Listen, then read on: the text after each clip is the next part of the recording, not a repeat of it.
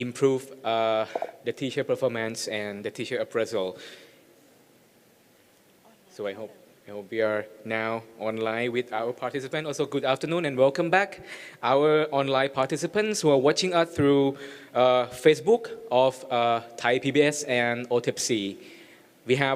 Today we have the English interpretation and also EduZone fan page and Starfish Lab in Thai version. So I hope you had a great lunch once again. So we will continue with our afternoon session. So ladies and gentlemen, without further ado, may I invite our guest speaker, Dr. Thomas Mears, Vice President from IST University. And unluckily, he cannot join us in person, so he sent us the video presentation under the topic of e-didactics and student learning outcomes. Please enjoy.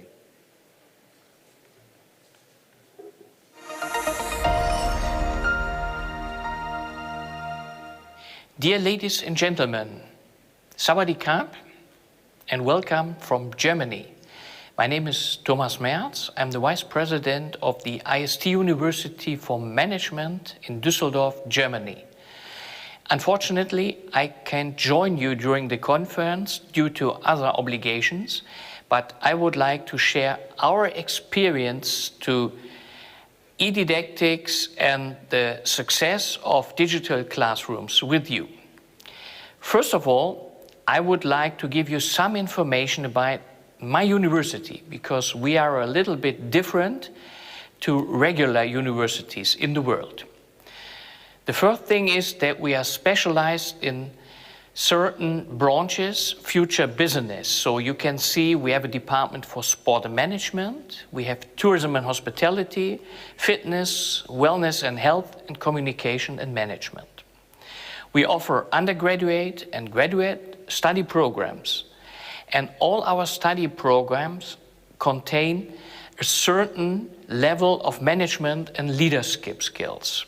This is our profile as a university for applied sciences. Here you can see our blended learning approach. Our students, they get in the beginning of each semester the study e-books as a PDF file so that they can study from home.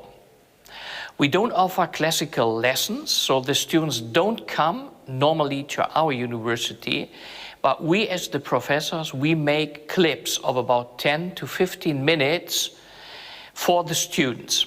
So for each module, for example, there are 6 or 8 e-clips. And the idea is not to tell the students all the details about the content, but to trigger them to come to the online tutorials so that they are motivated to study. And I already mentioned the third learning possibility at our university, and these are the online seminars, or we call them online tutorials. What does it mean? We schedule slots of 90 minutes all over the day, and the students can come to an online tutorial, of course, to ask their questions if they are not sure about the content of the module. We offer little case studies that we discuss with the students, and of course, we prepare them for the exams. And last but not least, and from my point of view, perhaps still very, very important, are the classical face-to-face seminars that we offer in Düsseldorf, in Munich, in the south of Germany, and in Berlin. And this is our blended learning approach. And now I would like to share our experiences to, let's say, the education today and education tomorrow. And we believe that we are on a path, on a street to the future. The first thing that I would like to emphasize is that we changed the teacher's profile. Of course, we still believe that content, research activities are the fundament of the work as a professor at a university.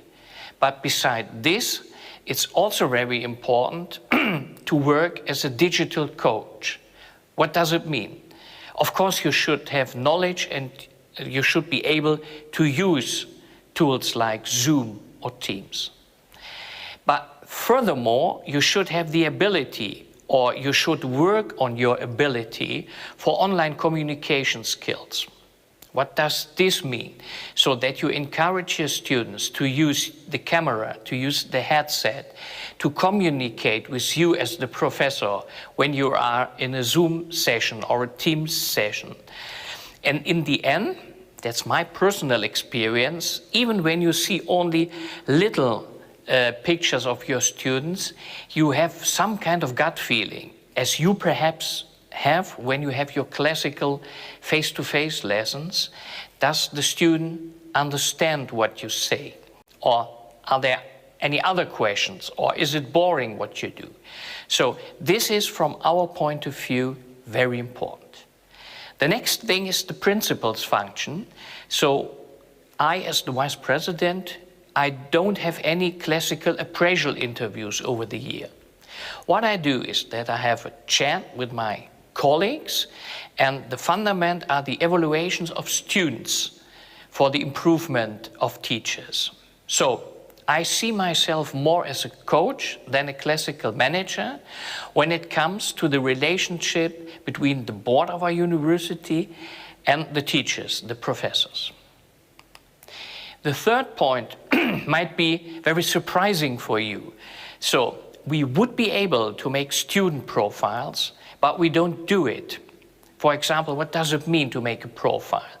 So you can see that the probability that the student will pass the exam is higher when he, for example, visited 10 or 15 online tutorials, or we could monitor other online activities of the students. But we don't do it. And what is the reason? The students are sometimes very afraid that the results of the monitoring of the use of the data sources could have an impact on their mark.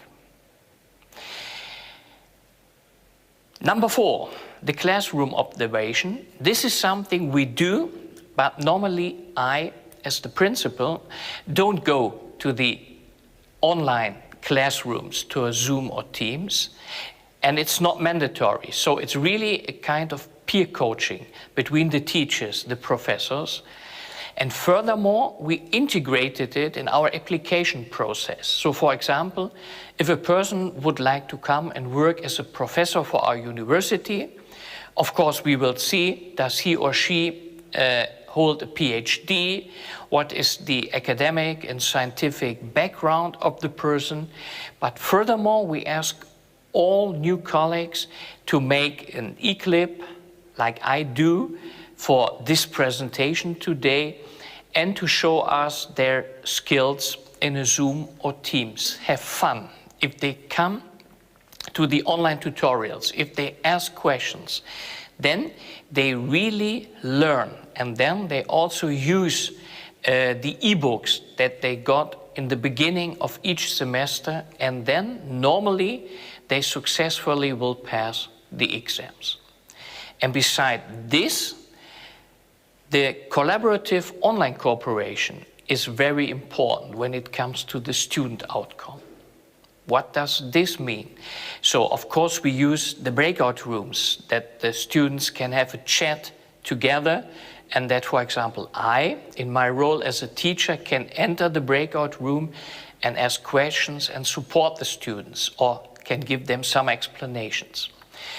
But beside this, we also offer gaming situations. So I love to have business simulations for my students. The students are, for example, the general manager of a company that produces e-scooters, and then they play 8 rounds against each other. And in this gaming situation, the students are very encouraged to learn management aspects like marketing, finance, liquidity planning. What about the inventory and all the other topics that are relevant for the work as a general manager? And we created a word, it's a combination of entertainment and education. It's edutainment. Perhaps it sounds a little bit strange in the very beginning, but this is one of our main learnings from the last years. If the students are integrated and they have fun, then they really have a much better learning process, which is absolutely relevant for the student outcome. To put it in a nutshell, what are the conclusions? The digital competence is crucial for the future of education, not also, but perhaps even especially for the teachers. We face a cultural change. The principal is more coach than a classical manager. At least at the moment, we do not use the big data for profiles. Perhaps the students will really see the added value, then we would like to use the big data because we believe it can be very helpful for the students, but you have to convince them. And last but not least, the use of online collaborative working, for example, business simulation and other points are getting more important when we talk about the education. Ladies and gentlemen, that was what I wanted to share with you, our experiences when it comes to blended learning and the student outcome. As I already said, I was not able to join you for the conference. However, we as the IST University here in Germany are always interested in strengthening our international network and to share our experience. And of course, we always want to learn from each other. That is our vision. So in case you would like to have additional information, or you're looking for a new partner, or you would like to have some information about the business simulations that we do, do not hesitate to contact me. Kopkun Khan for listening to me. Thank you so much, and I wish all of you a very fruitful conference. Goodbye. Thank you very much, ICT team, and thank you very much, Professor Dr. Thomas Mayer. So he has raised that technology is now become more like influencing in terms of, helping teachers and students to develop their self-development and also teaching performance. So without further ado, may I proceed to the next session? First of all, I would like to introduce our 7 presenters. They will present on the topic of teach as a professional teachers in the digital era to increase students' achievement and learning outcomes. So our first presenter will be Ms. Sarah Jane Jones. She is a STEAM leader at Nelson Intermediate, New Zealand. And the next one, Ms. Dharani Chayawet. She's a senior professional teacher from Princess Julapon Science High School, Pathum Thani from Thailand. And the third one, Mr. Terence Deb Pelingon. He's a master teacher too from Diklum Elementary School from the Philippines. And the fourth one, Ms. Ha Han Phượng. She is a Princess Mahachakri Award recipient 2021, and she's also English teacher at Huang Can High School from Vietnam. And Mrs. Sangpet Kunprasert. She also a Princess Mahachakri Award recipient 2021, and she is a head of Academic Affairs Unit of Udom Sai Provincial Secondary School from Lao PDR, and followed by Ms. Sawalak Nachai from Ban Hue Rai Samakhi School. And the last one, Ms. Eon Ah from the Republic of Korea. So we will start from Ms. Sarah Jane John. Please welcome on the stage.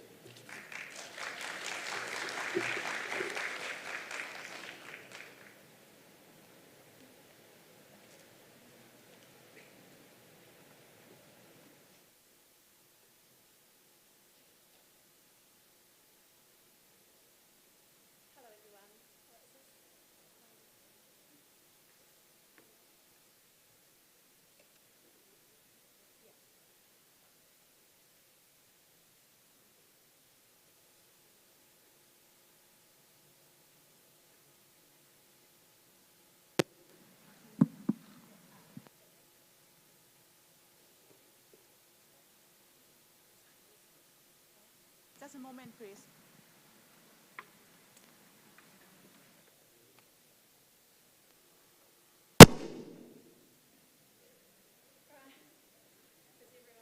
Is everyone awake? Okay. Kia ora, ko Sarah aho. My name is Sarah Johns, and I'm very excited, a little nervous, and very humbled to be here. Thank you for taking the time to create the space for me to speak with you today about a job I absolutely love. I hope that I can offer you some insights into what teaching looks like for me, how I achieve excellent educational outcomes for and with my learners, and that you can take something away with you today. Better still, take it back to your classroom. This slide here is a celebration of my 26 years of education. I am a high school trained science and biology teacher, and I have been teaching for the last 25 years in secondary school. And recently, I have reinvented myself as a STEAM education teacher, where we combine science, engineering, humanities, mathematics, to create an environment that is cross-curricular. You can see here some images of my world, and you can see that it is defined by my approach to curiosity. I have been a learner my entire life, just a teacher for 26. This reflects in the way I teach. So today I named my talk, Curiosity is Key.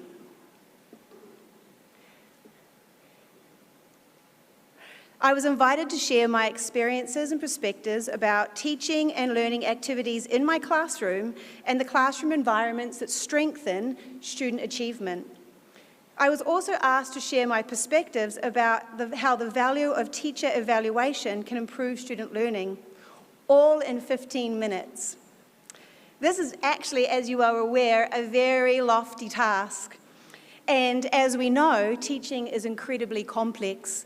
So today I've chosen a few things that I'm hoping might shed some light on some of the things I do.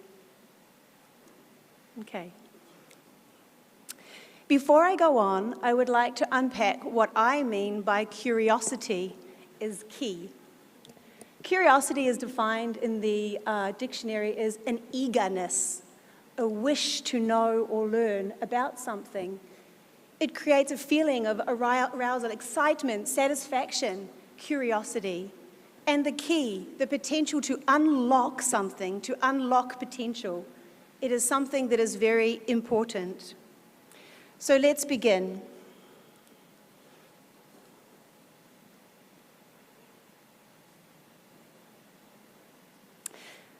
I thought I would share with you first, as a teacher, the innate qualities that I have which underpin my practice.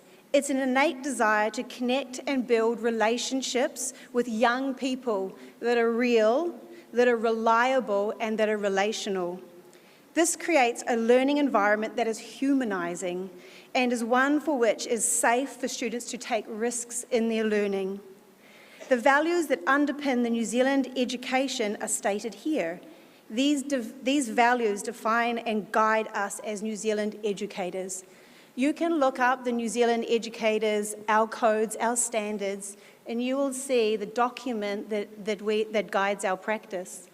You'll see the Indigenous words, whakamana, the value of empowering all learners to reach their highest potential through effective, high-quality teaching and leadership. Manaakitanga, creating a welcoming and caring environment that treats everyone with respect and dignity. Pono, showing integrity by acting in ways that are fair, honest, ethical, and just. Whanaunatanga, engaging in positive and collaborative relationships with our learners, their families, and our colleagues and the wider community. It's these values that guide my practice. I've come to trust and believe, after 26 years of being a learner in education, that students learn best when teachers care and build relationships in the process of learning. I call that relationships for learning. Teachers create learning opportunities that connect with who the students are, their interests and their aspirations.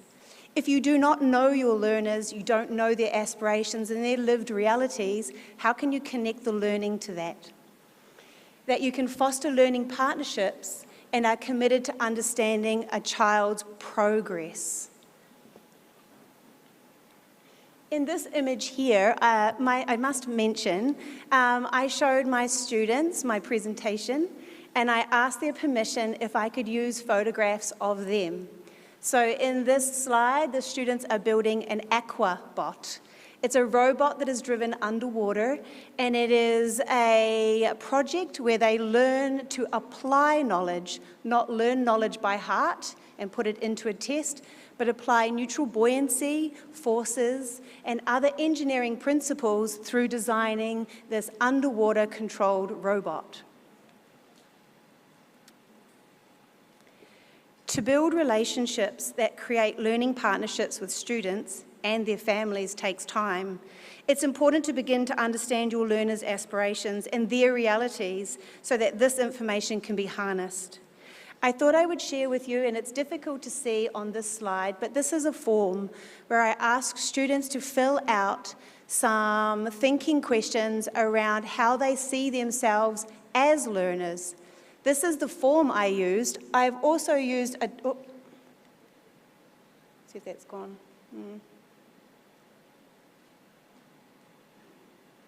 It's not in this slide. There's a piece of paper that has a range of questions that begin to ask the questions like, as a learner, do you take risks in your learning? Are you happy to share your thoughts and feelings in class? Do you keep going when learning is challenging? Students rate themselves according to their lived experiences. I look at the data from the form and the information both individually and as a collective, as a class. I can use the analytics in my planning. If you have a look here, students have started to set themselves goals, because it's not just the content that I'm interested in developing with students in terms of curriculum content, skills and knowledge, but also their capacity to grow as a learner. If they are afraid to take risks and they rate it a 1, if they give up when it gets hard, then how can I work with them because their learning capability and dispositions need strengthening?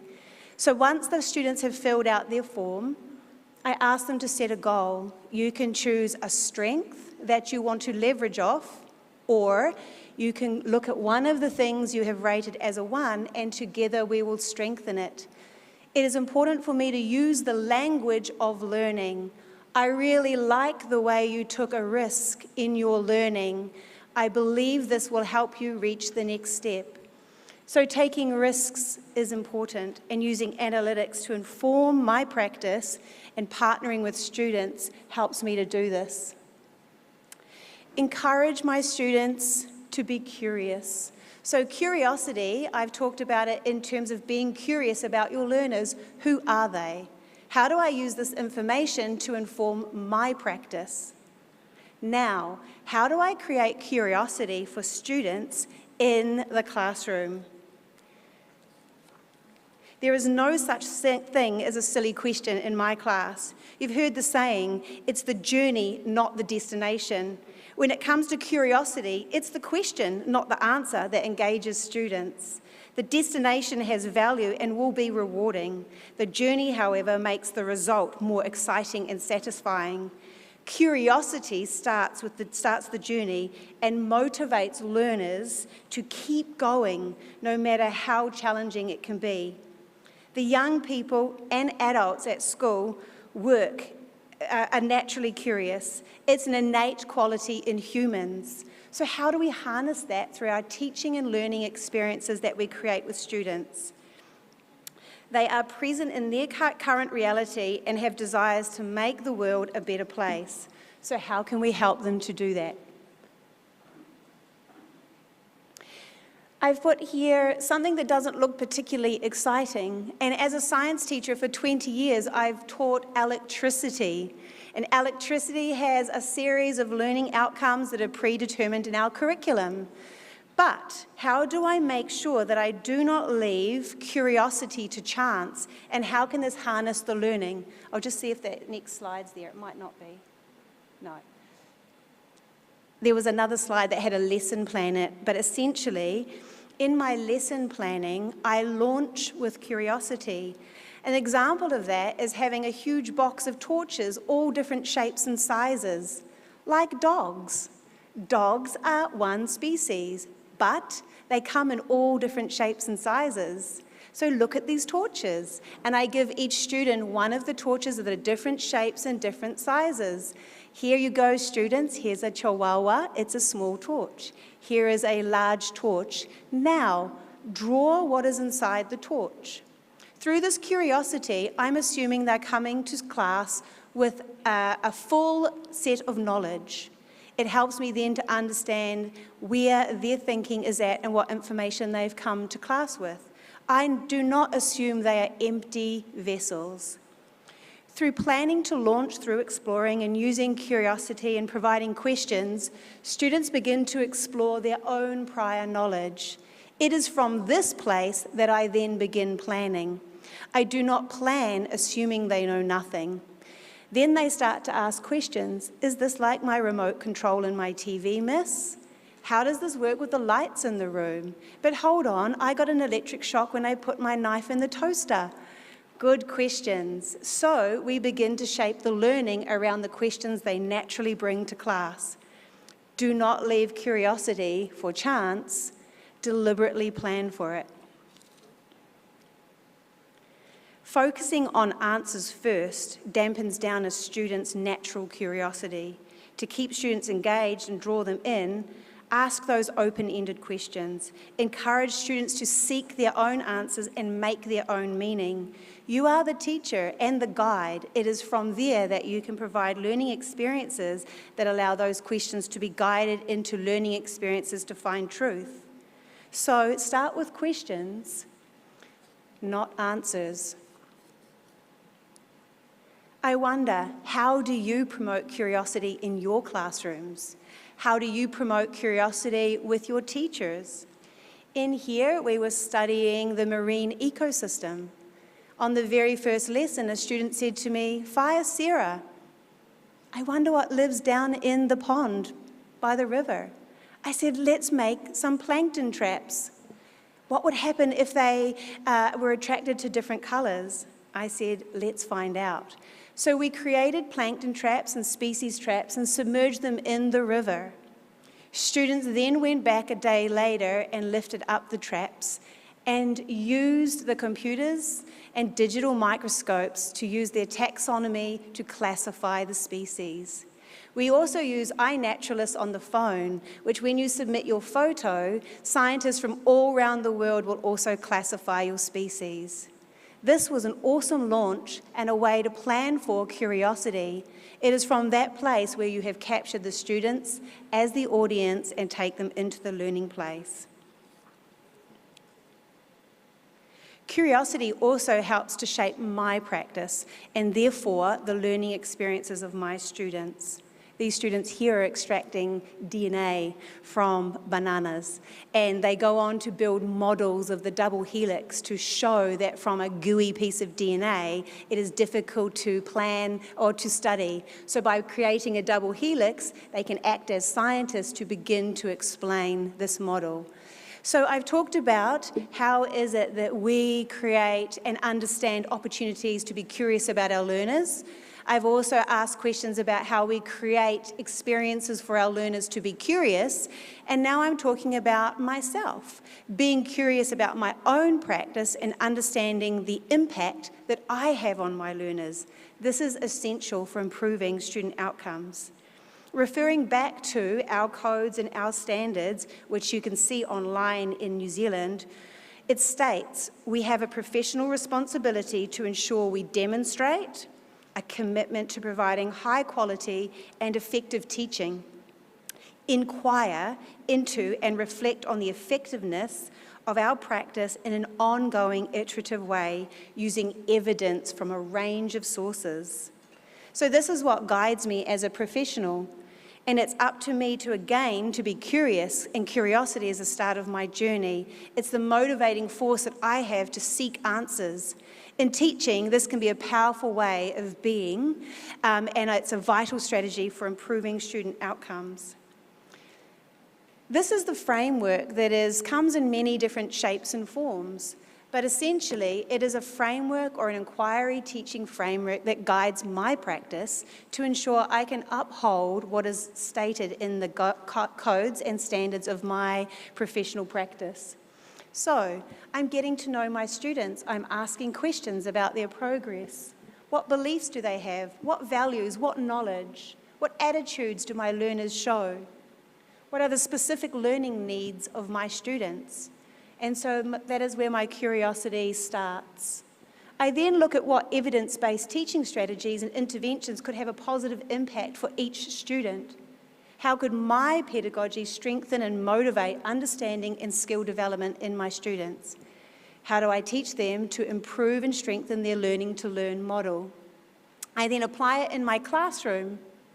The question I ask is, how could I communicate this with my students? I am always explicit. We are on the journey together.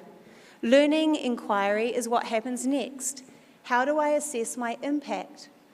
What data or what information and what feedback will I use to determine this?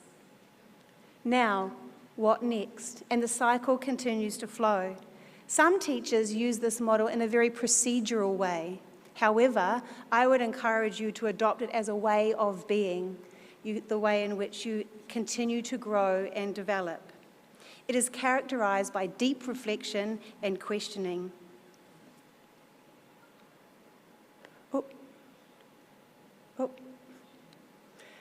So, a big part of this is gathering, through my inquiry, gathering appropriate information, identifying progress, and thinking critically about what I do. As a leader at my school, something that I have started to explore is, it's interesting the conversations we're having in school. Teachers' job is to improve student outcomes. And using an inquiry framework is one way I can do that in a meaningful, deliberate way. However, as a leader in my school, my questions follow the same framework. How can I improve the attitudes, the capability, and the confidence in my students?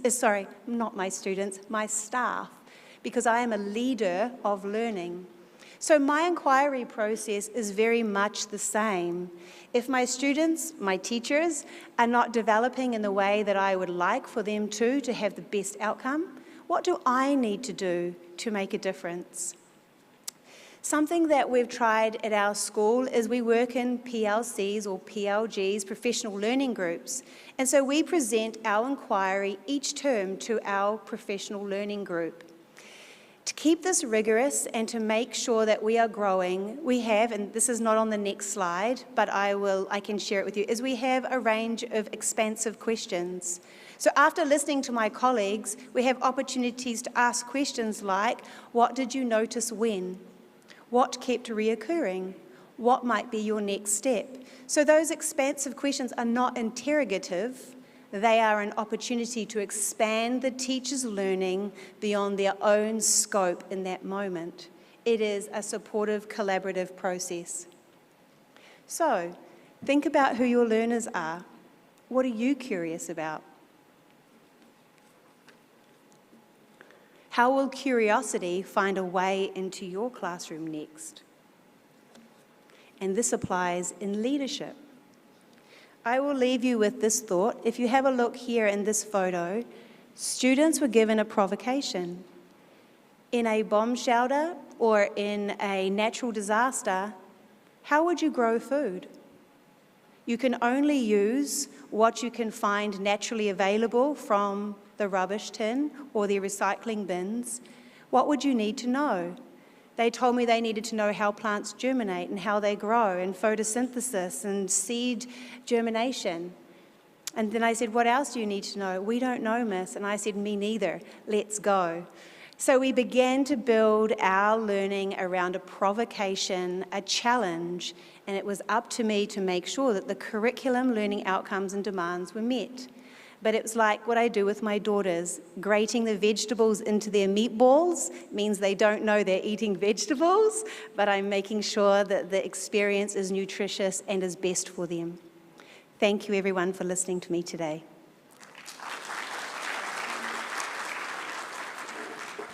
Thank you very much, Ms. Sarah, for your fruitful presentation.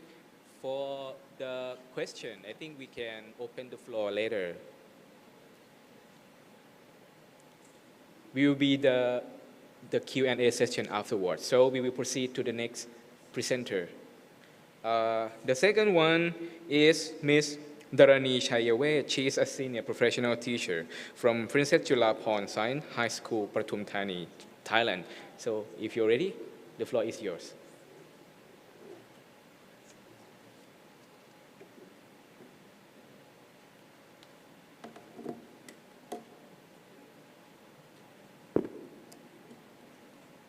Good afternoon, ladies and gentlemen, and greeting for our audience on the live stream.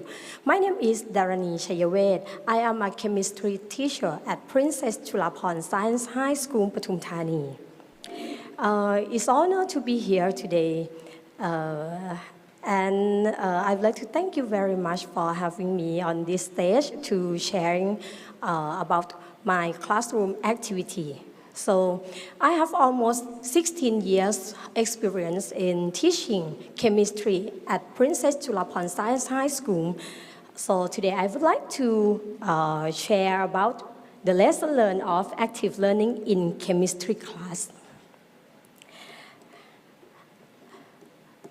My school is established to provide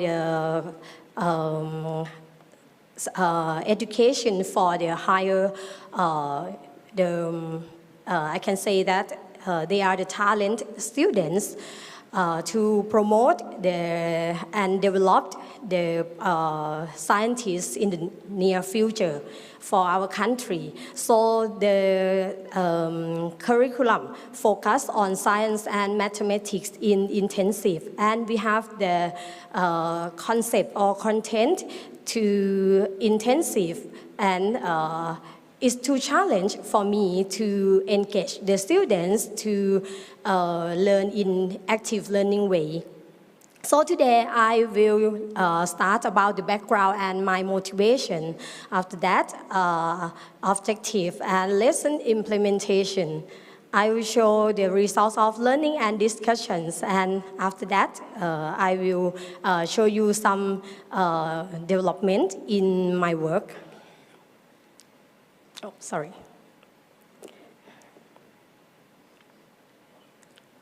Yeah, and this is my perspective of achievement in my work. As a teacher, I focus on the 4 categories as shown. There are curriculum analysis, which is designed for the talented students. Instructional design, I try to do something for active learning and inquiry-based learning. The core curriculum design also focus on learner development activity. For example, do the science project, club activities that emphasis on enhance the students' ability in terms of science, mathematics, and also arts and culture. And the last but important is, And the last but important for being a higher performance teacher is teacher's development. I do PLC with my colleague and participate in some workshops as well as self-learning. Yes, and during the COVID-19, During the COVID-19 pandemic in 2020, all schools in Thailand switched to the remote learning. It was also confirmed by the UNESCO, as I revealed, that the learning loss is apparent and significantly caused by the pandemic. The standard learning tools had become only task sheets that teachers distribute or provide to students weekly. And the limiting the learning opportunities during the school closure, and even more so for the disadvantaged children. And in the case of Princess Chulapon Science High School, we are introduced to know many platforms online for providing the class.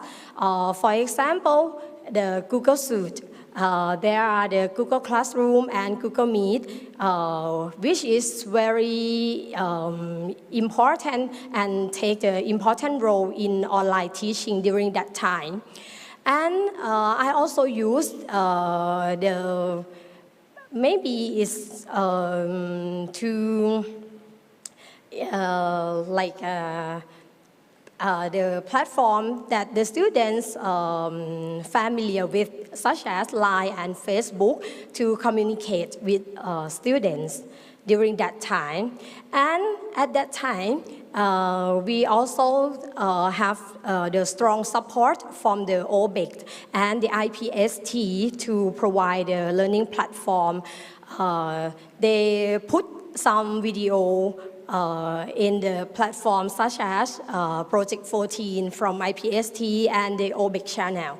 So the students can learn by themselves, but it's not effective for them at that time. But after we come back to school, I've learned a lot about the importance of technology in the classroom. So I decided to integrate some technology, ICT or online platform besides the face-to-face class. I took part to the video production for the IPST as well as the OTEPC. So I learned how to produce the production of the quality video that related to my curriculum, school curriculum. So I decided to create my video for the option as the optional for my students to learn. But when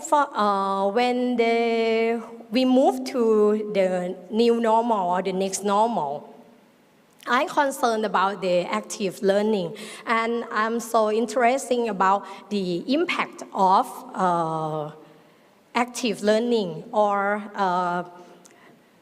give the chance to students to learn by discussing or asking a good question to students to share together. It's so effective way to learn for the talented students. So I implement the lesson in the active learning way to influence of students' achievement and learning outcomes in my chemistry class. Yes, and this is show the lesson implementation.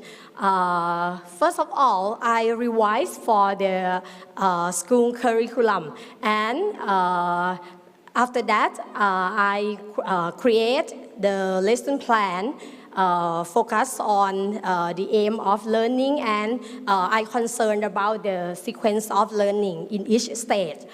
After that, I prepare the material, for example, create the PowerPoint or experiment setup or any video clips that relate to my lesson. And don't forget to design for the class assessment, both formative and summative.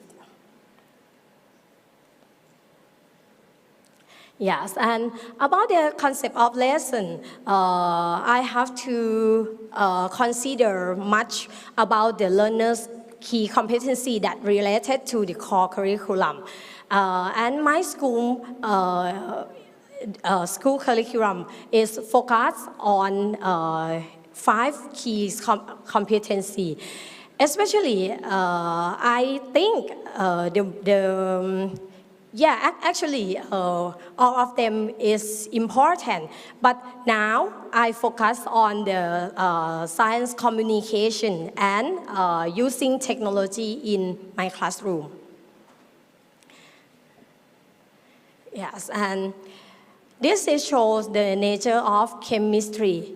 Before I create the lessons, I have to concern about how to design the activity.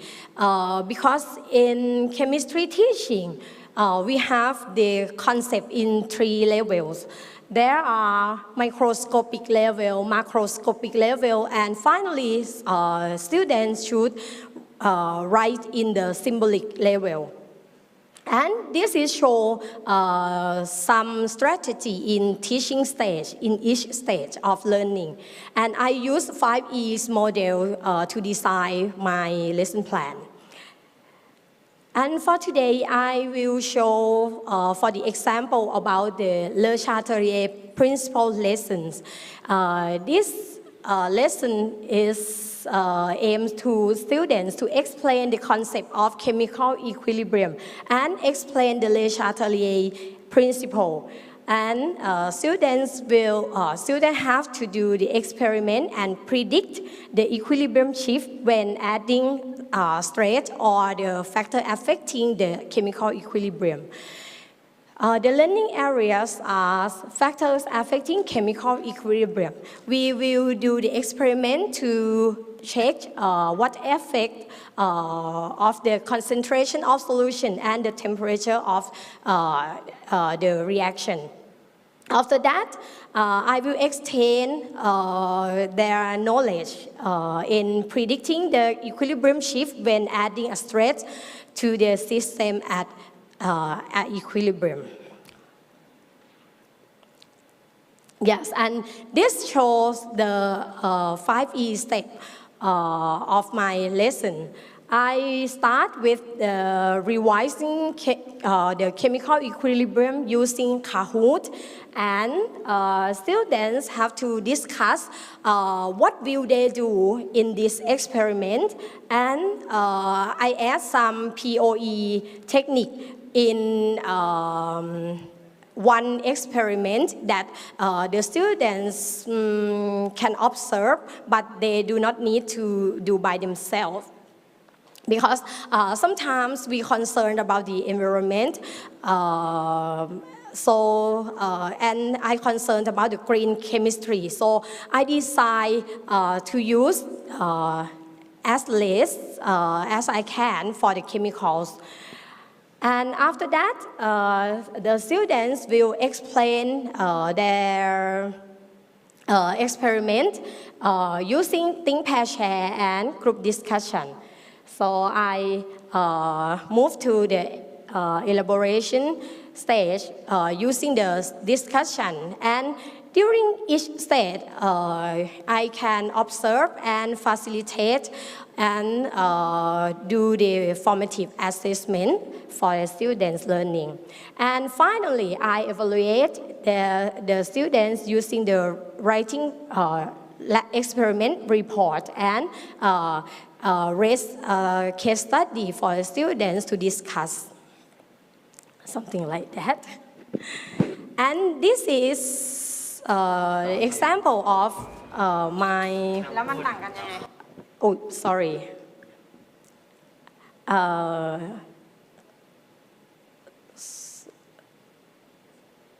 Okay, that's okay, no problem.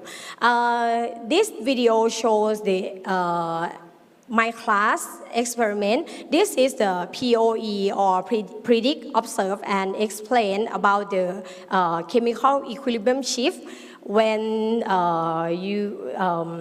caused by the change of temperature.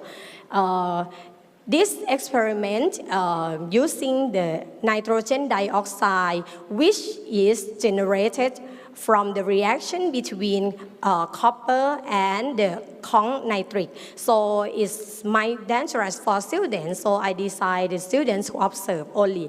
And I put one experiment in the ice and at the room temperature and in the hot water.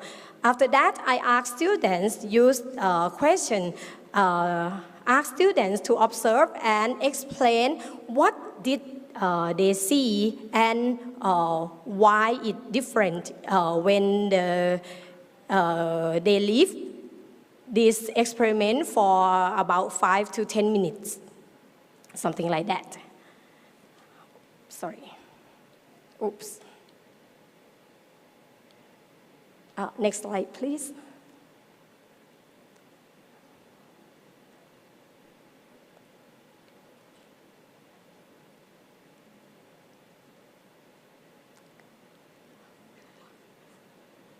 Oh, sorry.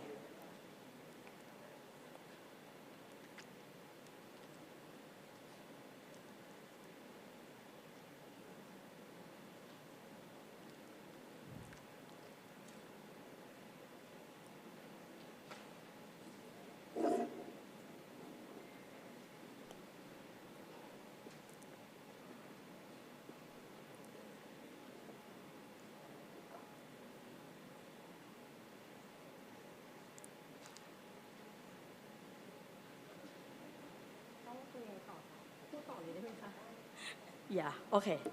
And the next slides, I will show some formative assessments for students that after the lesson, the students can create the infographic for summarize their learning. And sometimes I make a group of 4 for discussion. And the students have to think together in pair, and after that, I ask questions, and the students discuss in group, and after that, together in a class. At my school, there are only 24 students in each classroom, so it's very easy to divide in the student in group or match in pair. And after, yes, this is my student task. They create the principle of Le Chatelier principle using their experiment and summarize in their learning concepts. And after that, and this is my classroom activity. Oops, sorry.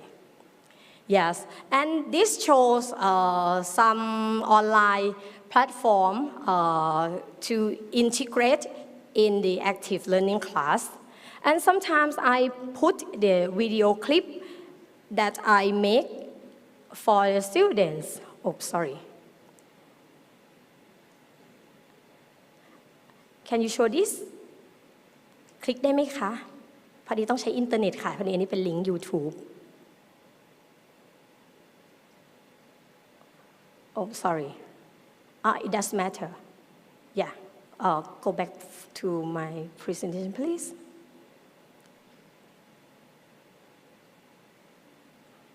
Oh, sorry.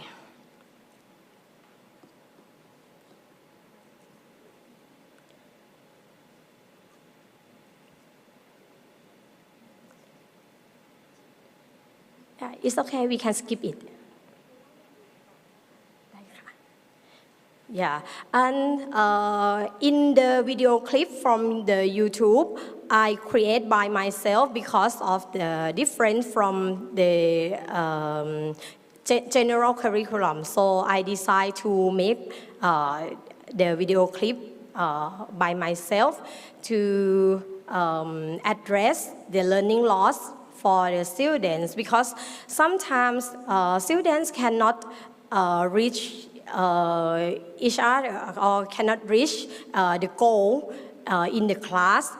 But students have sometimes in the evening or sometimes that they can practice or revise the lesson. They can use the video clip. And this shows the formative assessment that the students do with the experiment. The students can use the mobile phone to take picture during the experiment, but this is, I have to concern about using the mobile phone in some experiment. I make sure that this experiment is safe enough for students to use furthermore or other apparatus in the class. so that they can take the picture and write the report using good note or some by the online file and submit in the Google Classroom. During the class, because we have the team teaching, so the teachers always observe and ask questions for the students to discuss and summarize by themselves. So it relies to the constructivism, I think. Yes, and sorry, this is not platform online for active learning, but this is the progress for the students learning. They can track their development using the Google Classroom. And this shows the achievement by summative assessment. I use the paper test for the students in after the lesson or the learning unit. And this shows the satisfactory survey after class. It seems like students feel positive in my class, the active learning. But sometimes student feedback is, I cannot say negative, but it's okay for me to listen to them and grab it to concern and practice myself to be better. For example, the students ask me take care of them. I don't know in English. Sorry. Yeah. ก็คือบางครั้งอะค่ะเด็กๆเขาต้องการการใส่ใจมากกว่าปกติอะค่ะก็เขาก็จะฟีดแบ็กเราเลยว่าครูสนใจแต่เพื่อนนะแต่ว่าครูไม่เห็นสนใจหนูบ้างเลยอะไรเงี้ยค่ะเราก็จะได้รู้ว่าอ๋อต่อไปอะเราก็จะต้องเดินดูหรือ observe เด็กให้ทั่วถึง isn't paying particular attention to the students, so that means we really have to take very good care, better care of our students, basically. For the student, give feedback. And this is in school from in school website. But sometimes I ask students fill the form in Google Form for me. Sometimes the student put the note in the sticky note. But it's not online. Okay. All right. Yes. And this shows the results of learning and discussion in active learning class. And the curriculum, school curriculum was revised to decide the lesson plan. And the inquiry learning step was conducted using various learning strategies, depends on concepts of chemistry. The most critical concerns of learning is students might learn in different capacity. Think, pair, share, and small group discussion often used in classes. And the satisfactory survey suggests that the students had positive experience from learning process. And sometimes I put the video clip as a hybrid learning or flipped classroom to compensate for the learning loss or just supplementary materials depending on the subject matter being taught. And I will move to the last sessions as for the teachers' development, I'm so lucky that I was the graduate by the full scholarship from the IPST. So I had many workshops and development from the IPST as well as OTEPC. But during the COVID-19 pandemic, I found that we have many online platforms to learn or just read for the journal or participate in the virtual platform, and you can make the group discussion with other teachers from your school or other school, make like a network of learning. So I think it's very important for teachers to be improved or develop themselves. And so I will have, I will learn for the new strategy or the new online platform from the discussion with other teachers and other educators, for example, in this event. Okay. Finally, I would like to thank you very much for everyone who take part in my opportunity here ขอขอบพระคุณท่านผอ.นะคะดร.สมรปาโทผู้อำนวยการโรงเรียนวิทยาศาสตร์จุฬาภรณราชวิทยาลัยปทุมธานีค่ะแล้วก็ขอขอบพระคุณท่านดร.ภูริวัฒน์คำอ้ายกาวินผู้อำนวยการสำนักบริหารงานความเป็นเลิศด้านวิทยาศาสตร์ศึกษาสพท Thank you very much for listening from the OTEPC office for your kind attention. Thank you very much, Ms. Dharani Chayawe. So, ladies and gentlemen, due to my excitement previously, I forgot to recap on the presentation of Ms. Sarah. So, I would like to get back a little bit. From Ms. Sarah's presentation, we learned from her presentation that she engaged her student learning with their curiosity. And also, she gathered, analyzed, and appropriate information to identifying the progress of needs of the learners and design the clear next step, the clear further steps in the learning and adaptive teaching. So this is one of the great ideas that the teacher in this room and also our online participants can apply and use in their school, several school contexts. So from Ms. Dharani, very interesting that she showcased on the pathway of achievement by using the following step. First, curriculum analysis, and followed by instructional design with the active learning and inquiry based. And the third, learners development activities, for example, project, club, and like activities. And the fourth one, teachers development like PLC, workshop, and self-learning to share and exchange the idea how you can improve your like self-development. And also she raised the 5 stages of teaching procedure, which is engage, explore, explain, elaborate, and evaluate. So thank you very much.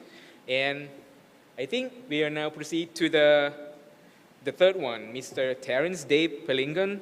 He is a master teacher too from Diklam Elementary School from the Philippines. If you're ready, the floor is yours.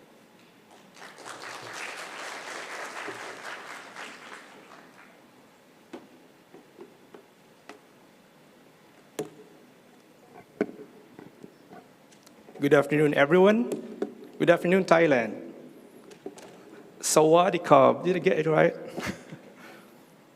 First of all, I would like to thank the Office of Teacher Civil Service and Educational Personnel Commission under the Ministry of Education of Thailand for coming up with this activity, where we all gather to cherish our teaching profession and rekindle our passion to serve our learners and communities. Teaching and learning are 2 important processes that we keep repeating every day in our classrooms. They are twins. They cannot be separated. Both processes, when complementing each other very well, will lead to an effective classroom experience to our children.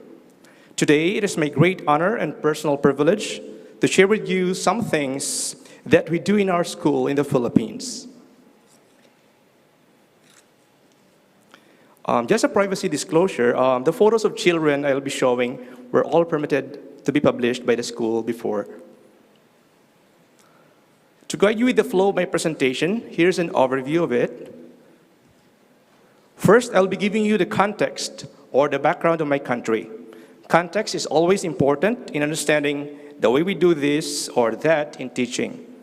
Second, I'll be sharing some emerging lesson models that is very appropriate in this digital age. Third, I'll be sharing a little review of the importance of lesson objectives. Fourth, will be a short discussion of service learning, a teaching approach that is so common now, and it's one which I am so passionate about. It's the subject of my dissertation at the moment in the Philippines. And fifth, I'll be sharing some assessment methods we commonly do now in our classes in my country. I'm referring to an elementary school.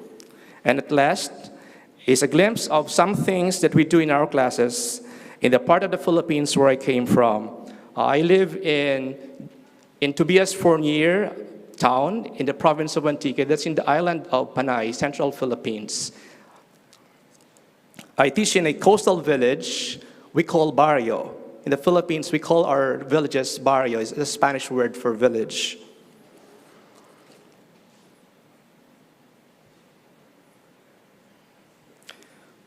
Let me share with you the context or the background of my country. It's very important to understand my presentation. So our country is made up of 7,641 islands.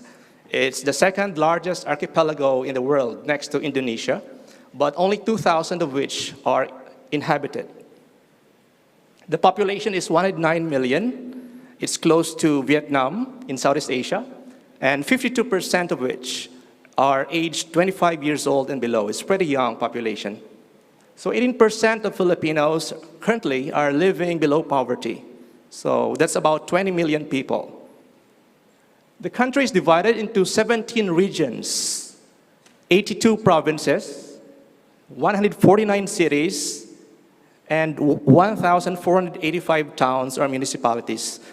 These divisions were provided by the Spanish government more than 500 years ago already, and still the same. The Philippines was colonized by Spain for 333 years, from 1565 to 1898. Then by the United States of America, formally from 1901, but from 1898 up to 1946. Japan also occupied our country during the World War II, and the Philippines was among the country with the highest number of casualties and the highest number of devastations in the whole world. Manila was totally damaged during the war. And the Philippines became an independent republic in 1946, said to be the first republic in Asia. There are 13 major languages in the Philippines, with more than 1 million speakers, and 21 regional languages. Too many languages because we're separated by waters. Each island usually have different languages. In my case, I live in Panay Island, and that island alone, separated by mountain ranges, we have 3 languages. But the official languages in the Philippines are currently 2. That's Filipino, which was developed during the American period. It's based on Tagalog, and the other one is English, based on American English. Until 1987, Spanish was also one of our national languages. About 50% of our native languages are actually comprised of loan words from Spanish and English. So in the Philippines, we have words like la mesa, silla, everything, mantel, cortina, all that came from Spanish words, are actually Spanish words. In some provinces, they speak Spanish Creole. Creole is a kind of variation of the Spanish language. In places like Zamboanga, in Cavite, they call it Chabacano. And the literacy rate in the Philippines is 99.27%. That's the number of people who can read who can read and write in basic English and Filipino. In terms of education, the Philippines is comprised of 60,421 basic education schools. These are schools from kinder to senior high school, 43,090 of which are elementary schools. There are 28 million students from kinder to senior high school as of 2022, and there are 876,842 public school teachers in the Philippines from kinder to senior high school. That's the biggest number of civil servants, bigger than our armed forces. And 514,099 are public elementary school teachers. The national average of teacher-student ratio is 1:26, 1 teacher to 26 students. But only 67.9% of our schools have internet access because they are far-flung schools in the mountain areas, which are still not accessible to the internet. And 80% of our schools have computers.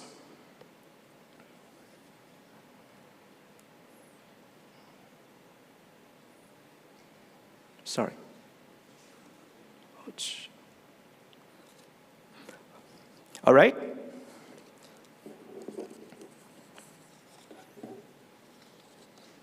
At this time, I'm going to show you some models of teaching and learning design models, which there are three that I will be sharing, and these are the most common right now, especially during this digital era. The first is the goal-oriented instructional model, or GOEM. It involves 3 stages and had to be rooted in the situational factors or context of the learners. The context of the learners is very important in teaching. It is the foundation or bedrock of a successful learning experience. It involves what kind of students do we have? What is their social and economic status? Their community, their culture, their language, their family background, and so many more. It can also include the resources available in your community or school. So if you see here, it's made up of 3 stages: the learning outcomes and objectives, then followed by the teaching and learning activities, and then feedback. So if you see the arrows, unlike before, the older models during our time when we were young, mostly are lineal. They follow the teaching design ends with evaluation. But during this time, the most common design models are circular. They go on a cycle. So we keep on innovating each day, depending on the assessment that have come up from our classroom for a particular lesson.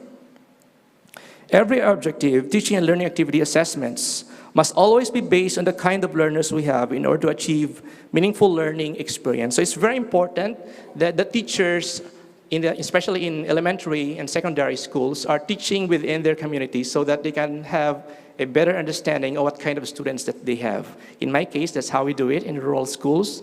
We get to know not only the students, but also their families. So we can understand much better their background so that we can fit our lessons based on their situation. Next is the Assure model. It involves 6 steps. This is analyze learners. Next is state standards and objectives. Select strategies, technologies, media, and materials. Then utilize technology, media, and material. Require learner participation, and evaluate and revise. So again, they go on a cycle. They just don't stop with evaluation.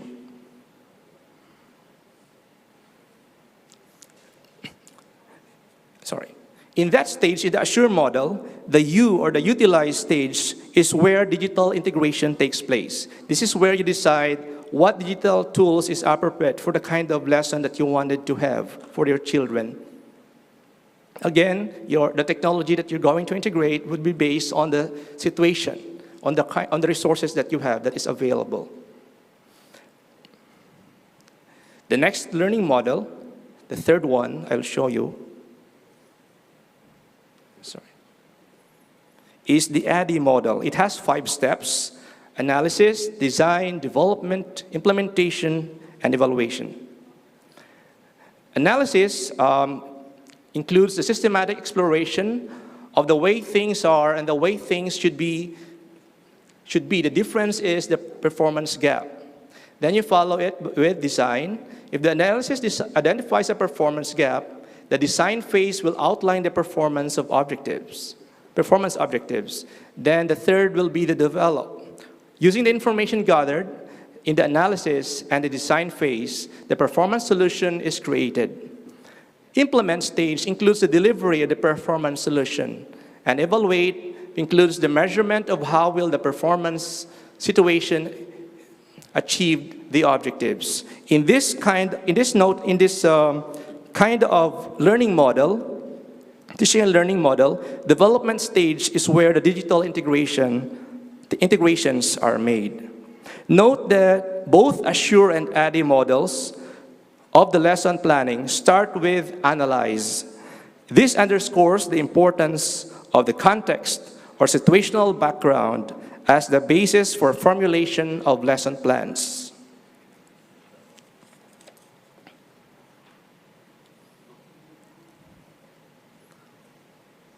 There are more learning designs out there, and whatever learning designs that you wanted to adopt, we should just be reminded of how it is to be an instructional designer. So there are five tips here I want to share with you, and one here, it starts with simplify the content. Kiss the lesson, so they say. KISS, K-I-S-S. Keep it short and simple. Always remember that the best teachers are those that straightforwardly say very difficult things.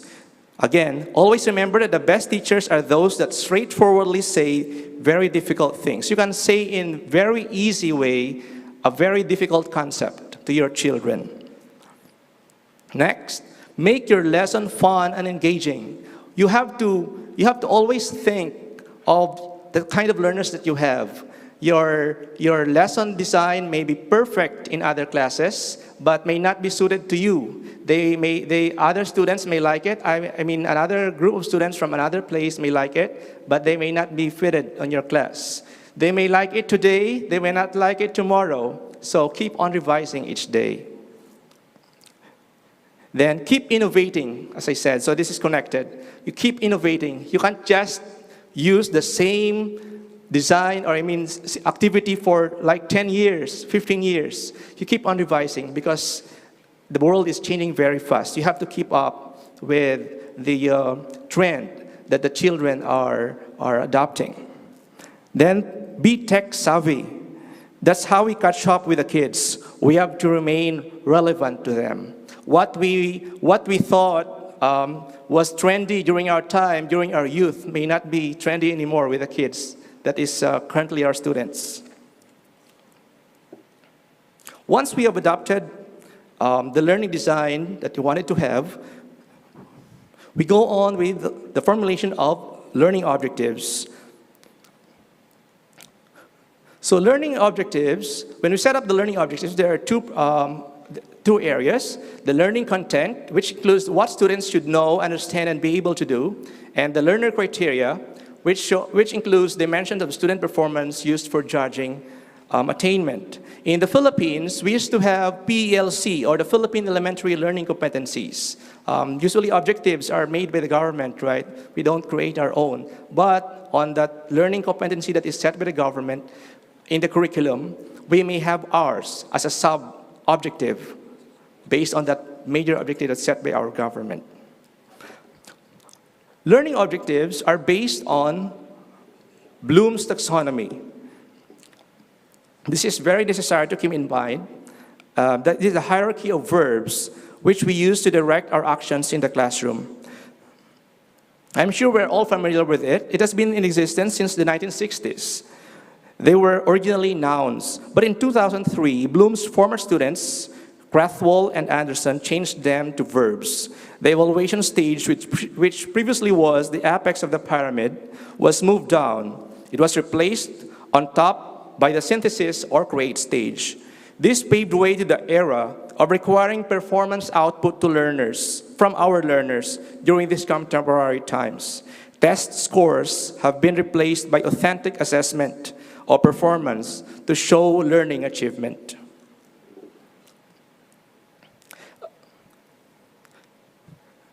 At this moment, may I introduce to you an emerging teaching and learning approach, which is service learning. In this digital era, more and more of our younger generations have attached themselves to gadgets, and they have seemed to have become detached with their immediate surroundings. Service learning closes that gap between students in the digital age and reality. This is done by having the students involved in the present problems that their community faces. Their current situations at their locations where they live will form as the basis of teaching learning processes that they will go through. Service learning involves the fusion of three important factors in learning: community involvement, practical experience, and academic study. Along the way, it achieves three inadvertent or byproduct achievements: that sense of voluntarism and community service, the experience and internship, and civic education, or that sense of duty to serve others. Based on research, service learning is proven to achieve three areas of academic impacts: the learning development, personal development, and social development. In learning development, they gain critical thinking skills, engagement in the learning process, and improves ability to apply what you learned in real world. For personal development, it includes sense of achievement and spiritual growth and development. And for social development, it fosters their sense of civic responsibility, long-term commitment to service.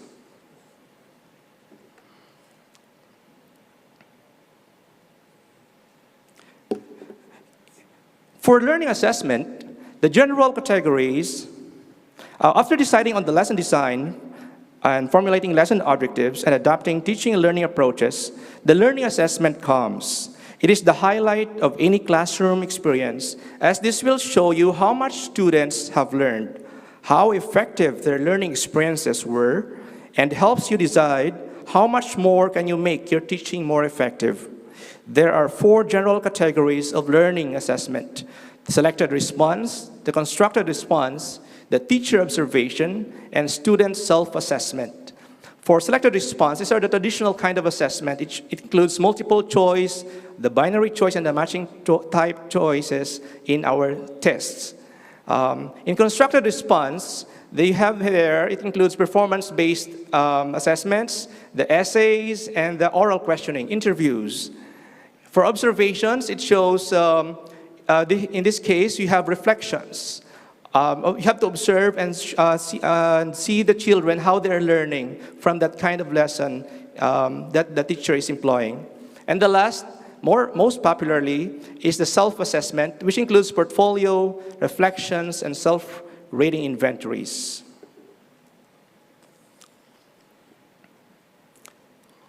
May I share with you some digital tools for assessment of learning. There are many available tools available for us, but I will be sharing some which I'm sure you already know this. Some of the most basic assessment tools. So we have this Google form, which I commonly use to give a test to my kids. This is very convenient because you don't have to spend some nights checking papers, because the assessment is automatically checked by the computer and just get the results. Plus, you also have the item analysis. You would know which of the test questionnaires or which of the responses are weak or strong. So this is how it does. This is the summary that you get. You get the percentage of children that gets the correct answers and those that answered the wrong responses.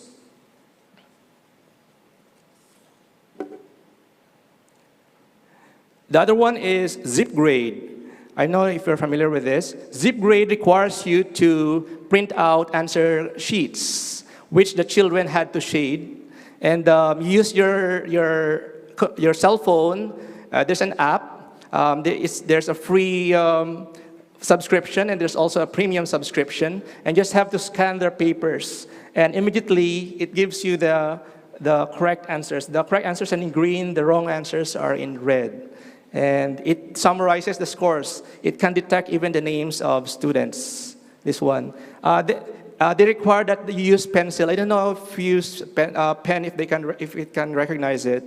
Then you have this also item analysis, and it helps you improve your test given to children. That's ZipGrade. The other one which I use is Picture This. Previously, when we were young, we need to memorize all the trees, the bushes, the shrubs around us. But in this age, many children don't know what plants do they have around them. So picture this is a very good assessment tool. It's an AI. Children just have to scan the plant, its flower, its leaves, and it will be able to give you already the name, the scientific name, and the local names of the plants. Here's what my children did. They gathered some plants, and they were able to identify it by the use of this app, just like that one. So even the grasses, it can identify all the grasses, everything. It's perfect. And the last will be my sharing of what we do in our classroom. Some earlier photos were already the things that we do, but more of it now here. So we're focused on group activities and the practice of performance of learning. They're interactive and fun. We compensate our lack of digital learning resources by going out and see things where they are.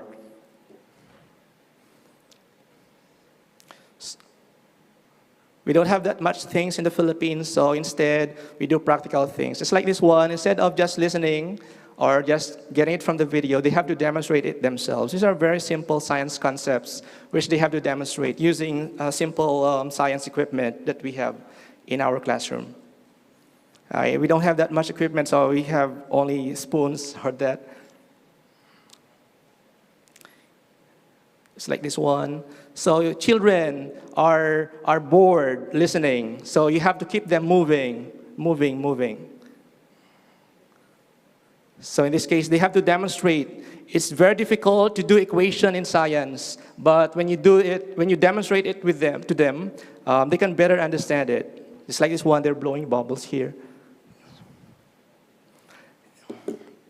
One particular thing I'm passionate about is the eco walks. We go out of the classroom and go in nearby forests, rivers, beaches, communities. We learn based on reality. They provide a solid springboard to a meaningful and productive class discussion. You get them to talk about realities in their lives. Again, we underscore the context.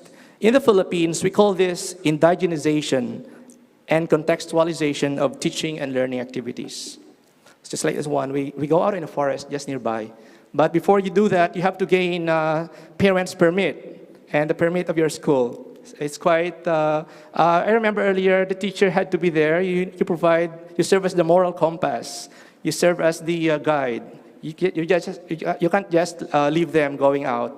You have to be there and be responsible. So be very careful. But this is very meaningful. These are very meaningful activities. These kids are now teenagers. Some of them are already in college, so they very well remember the things that they did when they were in grade 5. We go to the beaches just nearby. It's just a few meters away from our school. So these are, we were showing here, I think, the importance of mangroves in our coral reef to protect us from storm surges and tsunamis.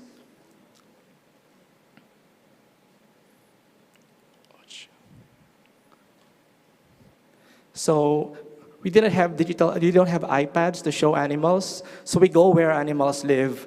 In our coral reef, we see some children. We are living in a rural area in low community, but some kids don't know these animals. Unlike before, when we go out, most kids, even in rural areas, are stuck to their phones. So by going out, they get to identify this basic. We used to play with this when we were young, but these kids, they don't know it. So they are brittle stars. And the thing is, in the Philippines, some kids identify things in English. They don't know the local names. We also learn from children. At one point, I think there was this animal, I forgot the name. I was mentioning, I thought it's a shell. I thought it's a fish. And they laughed at me. No, it's not a fish. It's a snail, right? And I thought I said, oh, you see that one? It's swimming. I mentioned the name of the animal, and they were laughing at me. No, sir, you're wrong. That's not it. It's a snail you're referring to. So that's brittle star, that's sea urchin. In the case of butterfly, because they rarely come by, we have to put them in beakers and preserve them with alcohol. So children like it having their class messy, all right? So they want their hands to get dirty. So this one, they like it, things scattering around. But that one, we go out in the river. This one is a demonstration of magma in a volcano. We have one lesson in the recycling. I didn't have models because the first time I was able to introduce that activity. So what I did, I just showed them pictures of handicrafts online, and they were able to adopt it. These are the products. These were the first group of students I had with this kind of activity, and they had amazing things done. That one, they made some sort of cocktail out of our science. Not only science, I also teach English and history, and we do the same. That one, cooking. So they need to cut it. I don't know how to cook some food, so I requested one parent to come by to teach the children how to cook a certain Filipino food, and they were able to do it also. And this one, art installation, they like it very well. And this one is art installation is an activity in English. They write poems. So instead of writing poems just on their notebook, I had them write in those cards and put them in the playground so that everybody could see. So they were like, oh, I have to make a very good poem because it will be shown for everyone. Sorry. So we also have in English, we have to go out speaking. Declamation, like that. Plays, we have costumes. There's no Thailand there. I think there's one, I just didn't have a picture of it. This one is in their character education class. This is not physical education, this is character education class, but the teacher had to demonstrate that kind of, so I didn't teach. This concept the teacher wanted to teach, so they did that one. At one point, we fused our performance output culmination in both English and science through this class publication. At this time, we can use blogs or Canva for children to create reflections on their learning experiences. I did this one when I was much younger. It's pretty kind of difficult to achieve because you have to manage the publication. It's kind of expensive also. But they were happy about it. They're grown-ups already. They're in their 20s already. That one, still the same. They like it dirty. Here's a sample activities we do for service learning. We clean the coral reef of plastic wastes. Right there and then, after the cleanup drive, while their emotions are still high, children wrote down slogans to call on action. That is so spontaneous. Note that in service learning, children decide what action to do based on their assessment of community problems. First, they have to go in a community and see what's the problem here, what's wrong here, and they saw the rubbish. So I think we have to clean them up. Then they were able to come up with those slogans. There are many more of it. They're like, they instantly became environmental activists. And by the way, in the Philippines, our medium of instruction is in English. So there are two things we are achieving every day. Aside from learning science or what content, we also have to correct them, to correct their pronunciation, their sentences in English. So we can also make it high-tech whenever possible by making slogans using some apps like Canva. Instead of having paper and crayons, you can do laptops also. But this is more interactive with the color.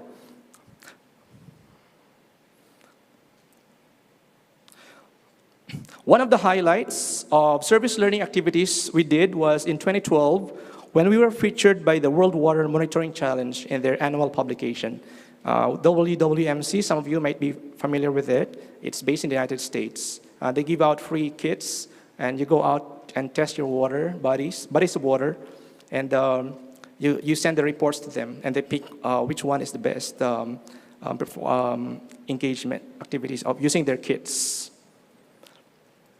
For senior teachers so passionate about their teaching and learning actions, it is a challenge how to effectively create ripples of meaningful influence to our fellow teachers. Learning achievement is not a job of one teacher. It is a result of a team effort. So how do we measure that all teachers maintain standards of quality of teaching and learning experiences we wanted our schools to have? That's now where the essence of teacher observation comes. There are many ways to do it, But in the Philippines, we still do it the old way. We sit in the classroom and observe a class. Then thereafter, do post-conference session with the teacher to discuss strong and weak points of his or her demonstration. This allows peer mentoring and close supervision to ensure uniform acceleration of the quality of teaching and learning process in the school. Still traditional, but the assessment tool is online. We have different assessment tools for different ranks of teachers. It was developed with the help of AusAid, Australia. All right.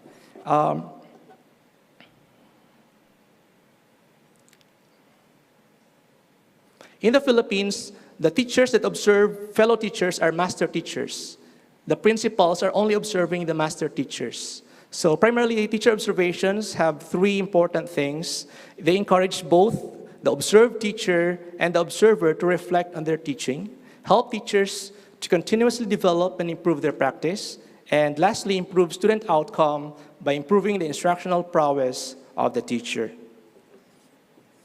That's all about it, and thank you very much for listening. Thank you very much, Mr. Terence from Diglum Elementary School from the Philippines.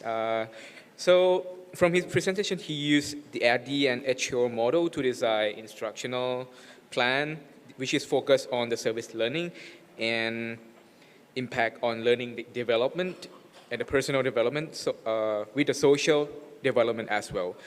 Through the performance-based activities such as volunteering activities, eco-walk, to experience from the real situation. And also his teaching activity is a support to the learners to understand the current situation, for example, the environment, society, culture, science, and individual development. So ladies and gentlemen, to not intervene our presentation, please feel free to take your break, but we will continue with the presentation. We won't have a break for the afternoon. So we will proceed to the next one.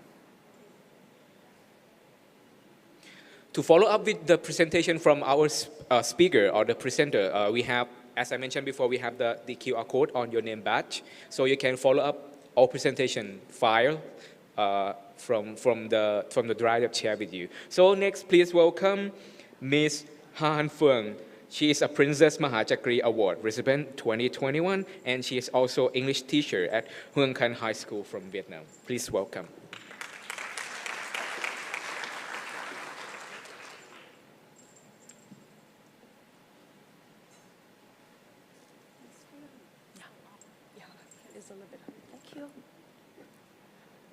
Good afternoon, organizers, teachers, educators, and my dear colleagues, ladies and gentlemen. My name is Ha Anh Phuong. I'm a teacher from Vietnam. It is my great honor to be here today, and I hope that we will have a very successful and fruitful conference. And I am a Princess Mahachakri Awardee 2021, and it's my big honor to be here for the second time in a year. My topic today is about teaching English in the digital age. And before starting my talking, I would like to tell you a really true story. I would like to tell you the story with the title, From Banana Garden, I Can See the World. This is my real story. And so that, my story doesn't start with once upon a time. And it starts with my teaching background.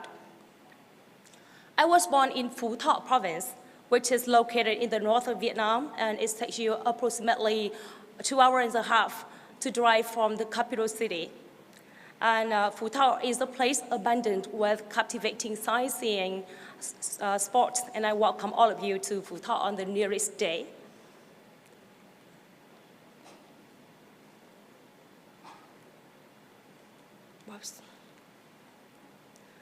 Well, after completing my master's degree, I decided to return my hometown to become a teacher at Huang Can High School.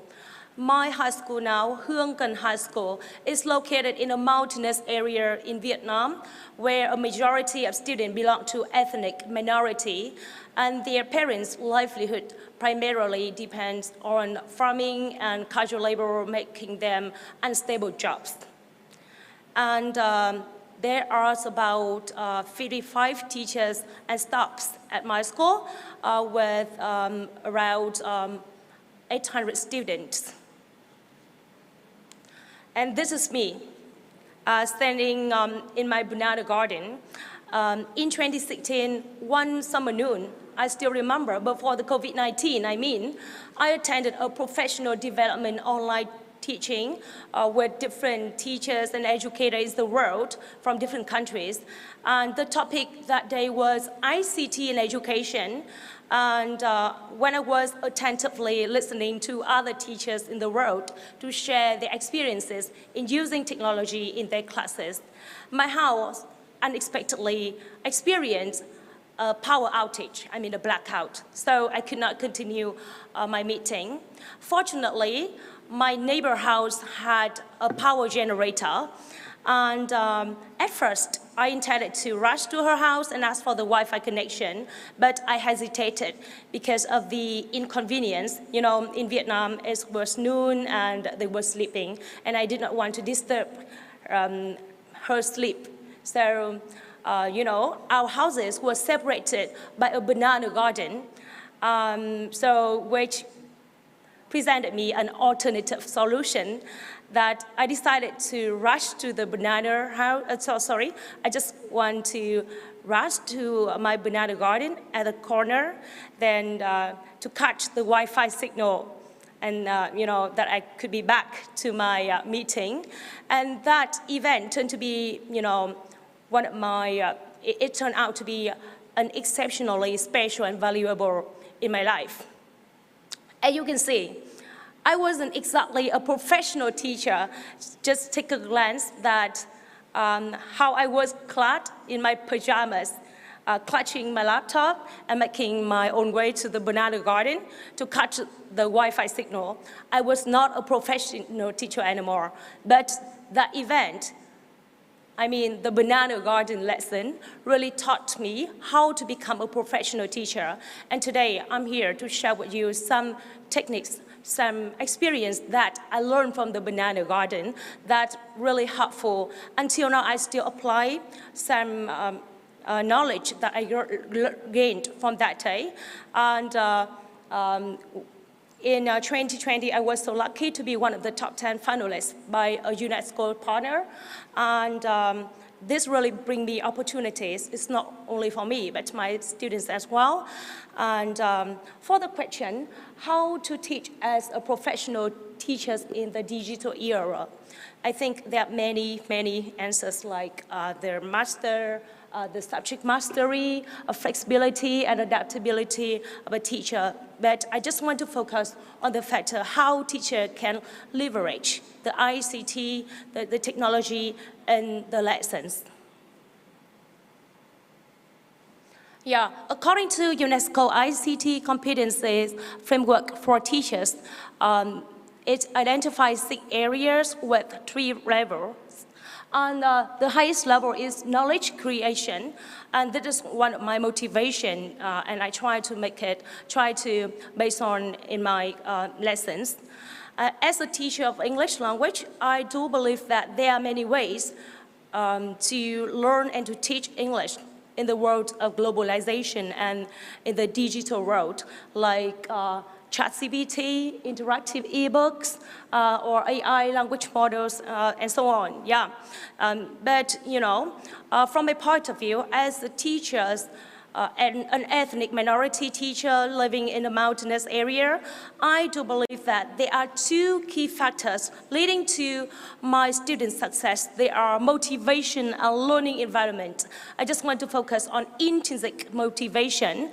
That's the reason why I often apply many different teaching practice, like movies-based learning, music-based learning, communicative language teaching, or projects-based learning, and so on, including collaborative online international learning, the borderless classroom lessons that has enabled my class to connect with 100 schools in the world for free. And so far, my class has connected with over 50 countries in the world, from the lesson in Banana Garden till now. Yeah, So because of time limitation, so I just want to focus on 2 points. I'm going to talk about the collaborative online international learning, or I will call COIL. And the second one is EdTech tools.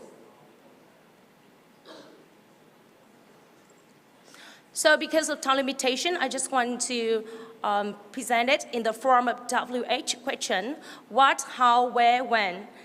Yeah.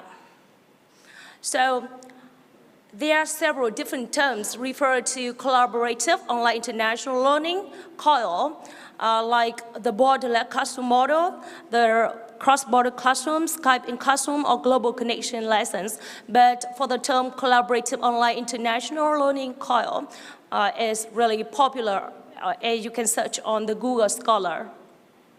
So what is COIL? According to the Cuttrell et al. 2019, collaborative online international learning is pedagogical approach using digital technology to provide experimental international learning without travel abroad. And of course, for me, they must be free because my school is located in the mountainous area and we do not have, kind of conditions to connect with so many if it's charged, we cannot.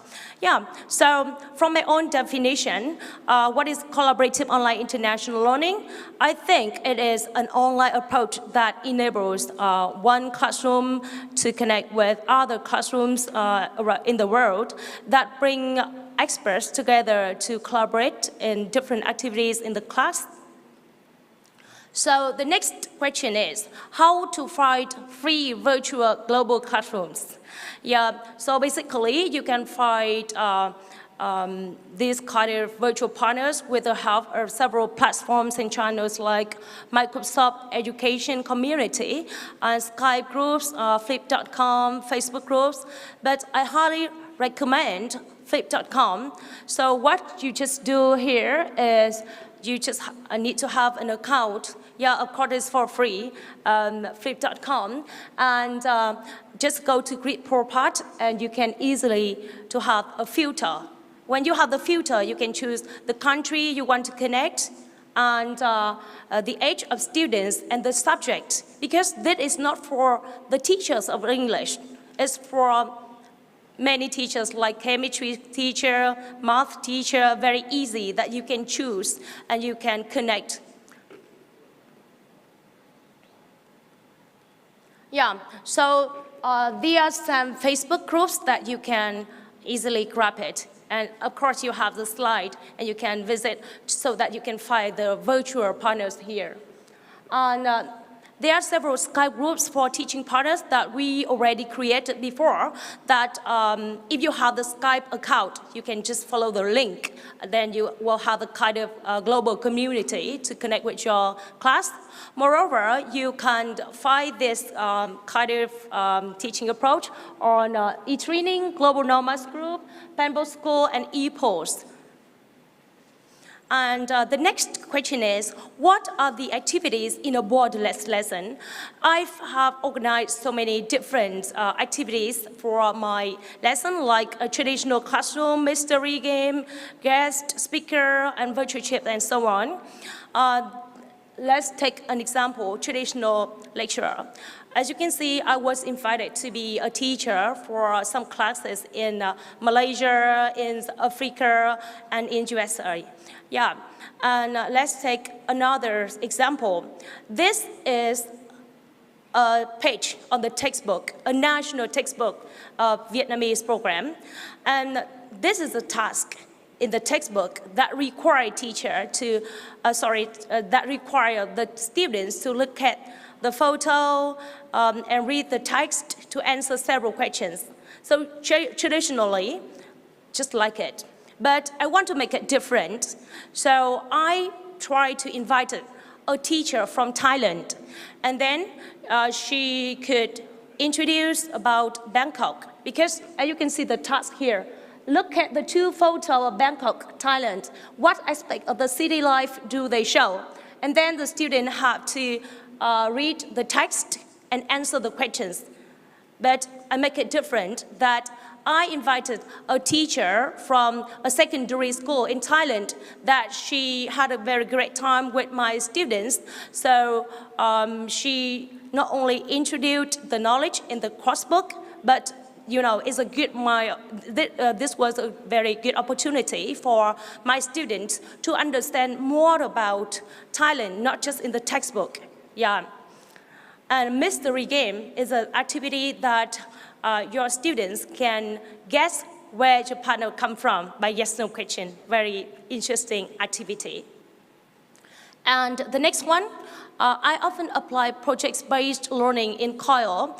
That is a project, Thailand-Vietnam Cooperation in Education and Youth.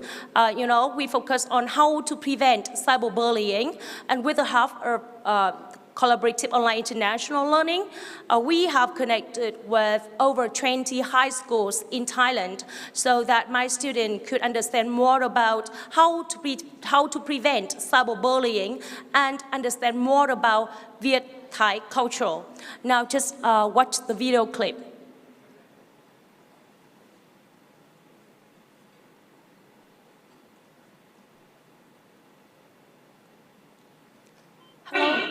Two, one, start.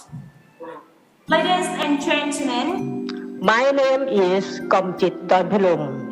I am a Kunakon teacher of Prince Mahachakri Award Foundation from Thailand. Today, I and my students are very excited and glad to have a chance to be here.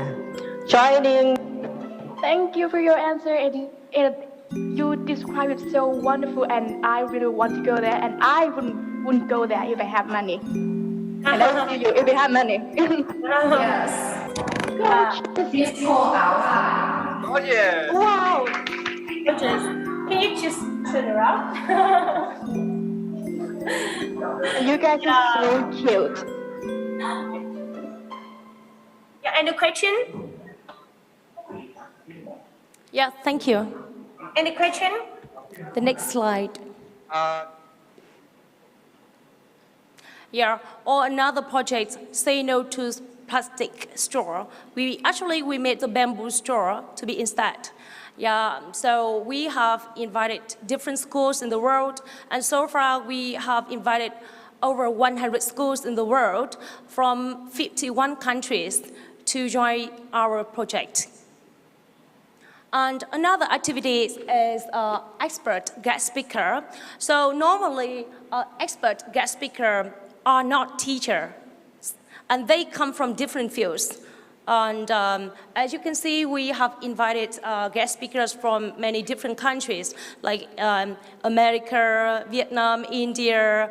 And let's take this for example. Last year, we invited Captain Almon Chomsei. He's from National Cybersecurity Center from Thailand, and he's really famous in the world for anti-cyberbullying. And Mr. Minh Hiếu Ngô from National Cybersecurity Center in Vietnam, and he is the idol of Vietnamese young people. So my students were very excited to join this kind of activity, and they can they already taught my students how to prevent from cyberbullying and teach them some kind of techniques and some kind of skills to be safe on the internet. Or many talk shows related to school violence that we do not only focus on teaching language, but other topics related to education.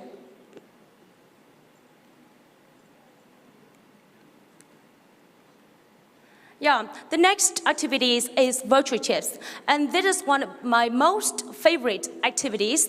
Normally we just move, we are not in the class, and we can go to some places in my area. We can have kind of cultural exchange activities that we have just the small cameras or small mobile phone that my student can connect with other schools or teachers in the world to introduce the beauty of Vietnam, or their classes can go to some places so my student can sit in our class to watch it. So just take a video, for example. Yeah. That is one of my virtual trips activity, so you can Thiệu watch truyền the thống văn video. hóa dân tộc của quê hương mình ra thế giới. Chào chú ạ. Chào các cháu ạ. Chú ơi, trong buổi học ngày hôm nay thì có một vị khách rất là đặc biệt và chúng cháu sẽ kết nối, đó là một thầy giáo người Ấn Độ. Chúng cháu muốn chia sẻ văn hóa của người Mường với thầy giáo ạ. Chú có sẵn lòng để chia sẻ với thầy về ngôi nhà của mình không? Có. Yeah. Yeah, absolutely yes. Is his name Dương? Yeah. Yeah. Cháu sẽ dịch tiếng Anh với thầy và chú cứ đi giới thiệu bằng tiếng Việt cho học sinh của cháu hiểu cũng được. Sau đó thì là cháu vừa nói tiếng Anh vừa nói tiếng Việt chú ạ. Chú giới thiệu đây là cái nhà sàn của dân tộc và các cụ đã làm, gần đây là cái gần trăm năm. Nhưng bây giờ là các cháu là tu bổ lại để con cháu mai sau này học tập và nuôi dưỡng. Những tiết học ngoại khóa xuyên biên giới của cô giáo Phượng không chỉ giúp cô và trò được tăng vốn ngôn ngữ và trải nghiệm thực tế, mà đây cũng là cầu nối để những người nông dân nghèo được chia sẻ văn hóa quê mình với bè bạn Nam Châu. Và những giáo viên, học sinh trên thế giới cùng hiểu hơn về đất nước, con người Việt Nam. Tôi rất vui khi cô giáo Phượng cho các em học sinh tham khảo cái nhà của dân tộc Mường, cho tôi được tiếp chuyện với người nước ngoài. Tôi cũng rất muốn người nước ngoài đến đây để gặp dân tộc của chúng tôi, để hai bên hợp tác với nhau, học hỏi, cho hiểu biết những văn hóa phong tục của các dân tộc. Tôi và cô Phượng đã cùng nhau thực hiện nhiều dự án kể từ khi chúng tôi được công nhận vào top 50 giáo viên xuất sắc nhất thế giới. Mới đầu tôi rất ngạc nhiên và ấn tượng khi cô Phượng là giáo viên trẻ tuổi nhất. Yeah, so the next question is, what are the benefits of COIL? As you can see on Google Scholar, I think there are many undeniable benefits of collaborative online international learning. And in 2018, I already made an action research to deal with my current situation that time, that my student did not have the learning environment to learn English. And I've recognized after applying borderless classroom model, I mean the collaborative online international learning, my students not only improve their English speaking skills, but their intercultural awareness and the intrinsic motivation. Yeah, intrinsic motivation is really important for language learner, and they show the interest of they show their interest in learning this kind of teaching approach as well. And to the second part, I will talk about some tech tools in education. My favorite tools is Microsoft 365, but there are many tools, and sometimes I'm a little bit overwhelmed because a new day, a new tool appear. So for me, Microsoft 365 is my close friend. However, I still use several things related to AI technology, virtual reality, and game-based learning. Because of time limitation, I just want to tell more about 3 things. For, the first one, I will talk about the AI technology, how I use it in my class. I am a teacher of English language, and one of the most challenging tasks of an English teacher is checking pronunciation for the students. You know that we have 40 students in the class, or 45 students in the class. How can I check in the correct way for all of them? And one teacher is in charge of 4 or 5 classes. So there are so many students that an English teacher needs to check it. So I'm a lazy teacher. So with the help of technology, I use flipped and reading progress. So I just give my student a link, and then my student just submit his or her video on the link, and the reading progress to mark it very exactly, For example, this is my student. His name is Kang, and he got 90%. Yeah, so it means the mark 9 in the correct pronunciation. Yeah.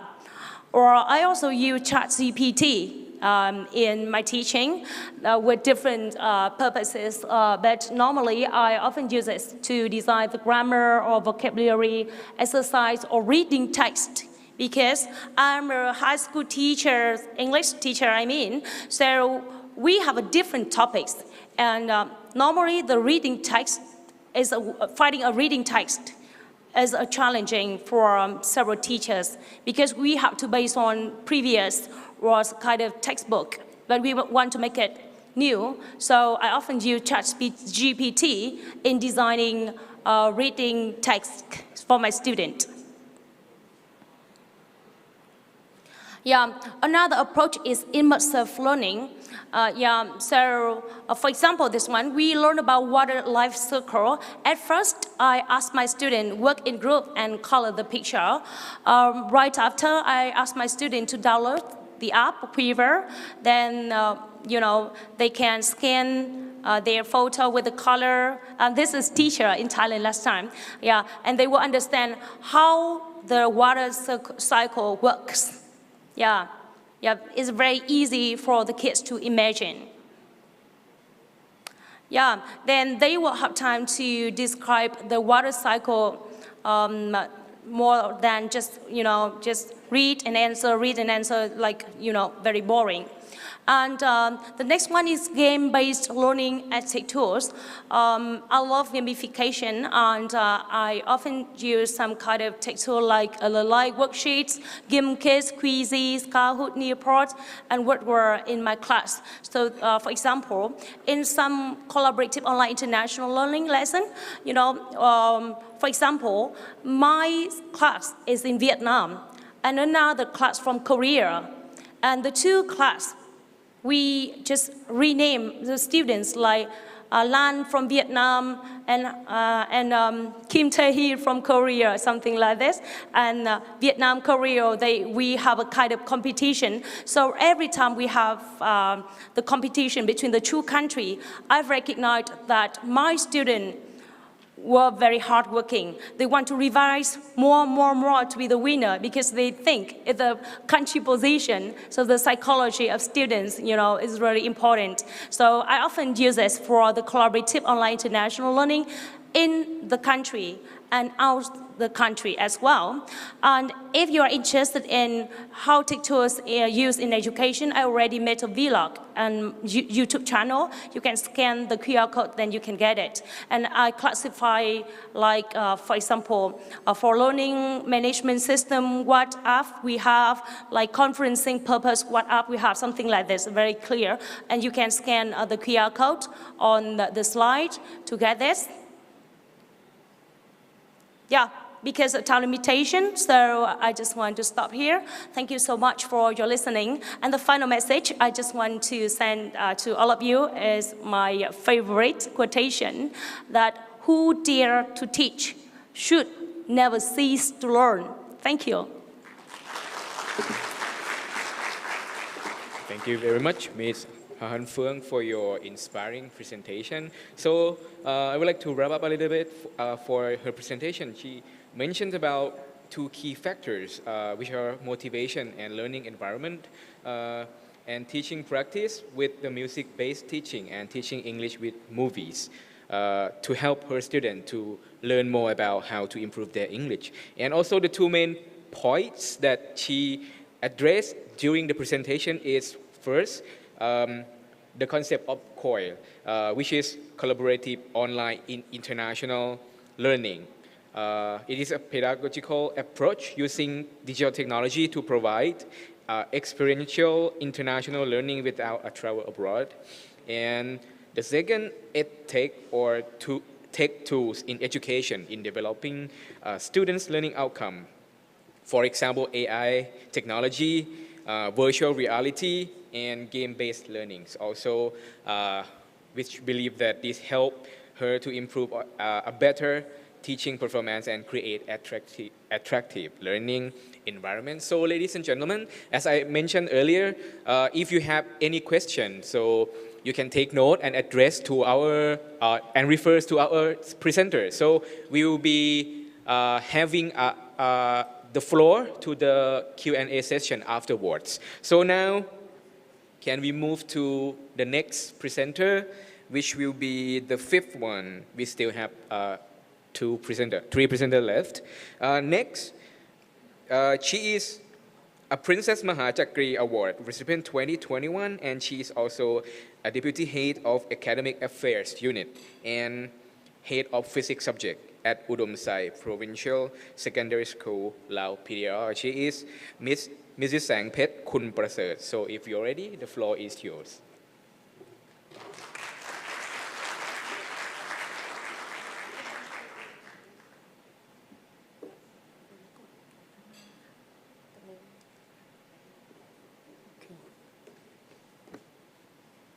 Okay, respect to everyone. I want to say thank you for bringing me here today. Especially, I want to say thank for Prince Mahachakri Award, bring me to present today. Okay.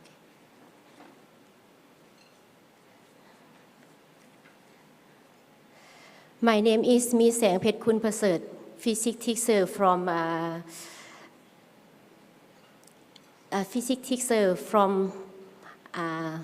Lao country, yes, and teaching especially high school in Udom Sai province. Yeah. Especially in 2021. I am recipient Mahachakri, Prince Mahachakri Award. My occupation graduate physics teacher and upscale for more information English management communication. And I training for politic basic of Lao. So the last I continue to study in Kasesa University in Thailand. In our school,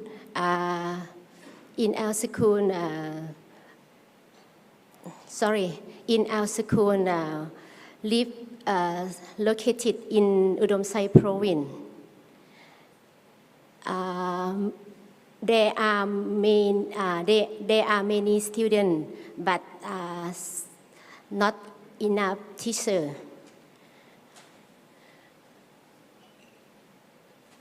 Because our school there are 59 teachers and 1,600 students per 35 classroom.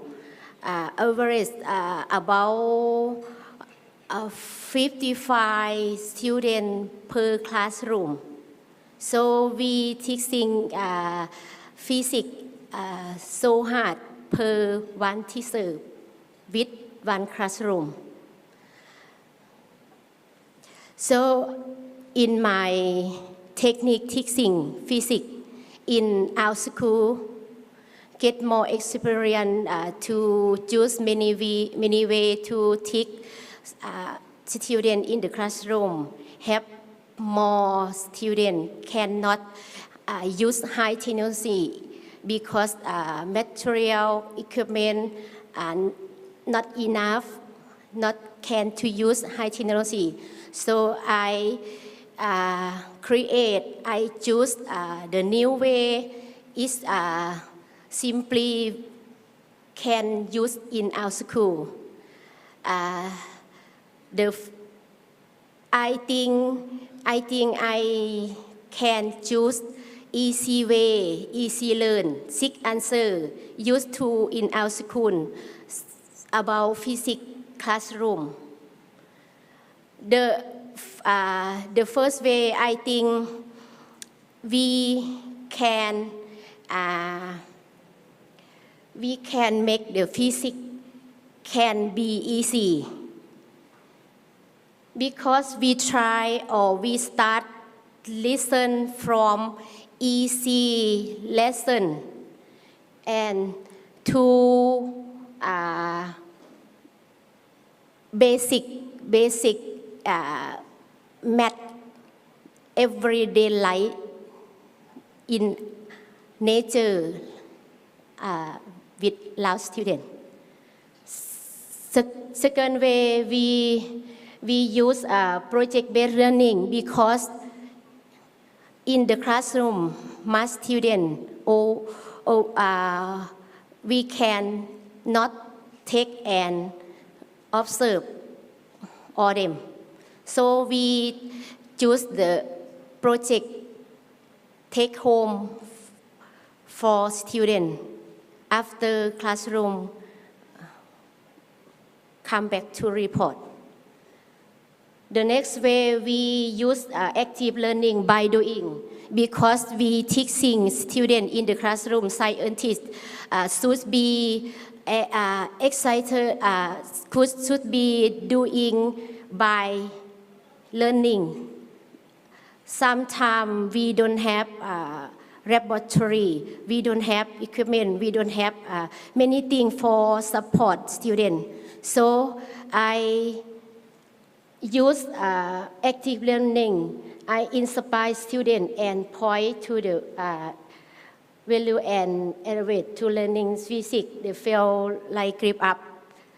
So I use the experiment for physics with program virtual lab for interview for show, but Lao students cannot to use mobile phone in classroom, don't have many equipment facility to help in the classroom. We use demonstrative for show, for interview, for inspire. When they learn from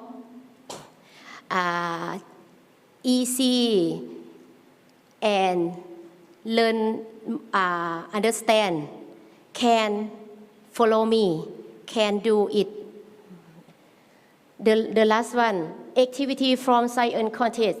We develop lesson from the real world because we cannot to take high technology to share because our students cannot use mobile phone in the classroom. So we can given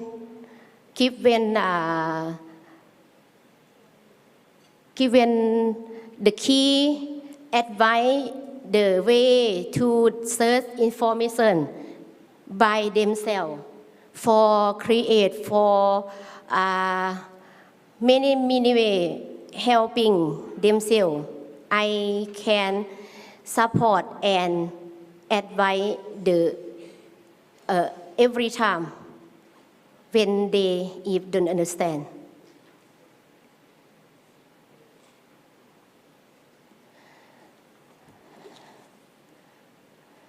Sorry.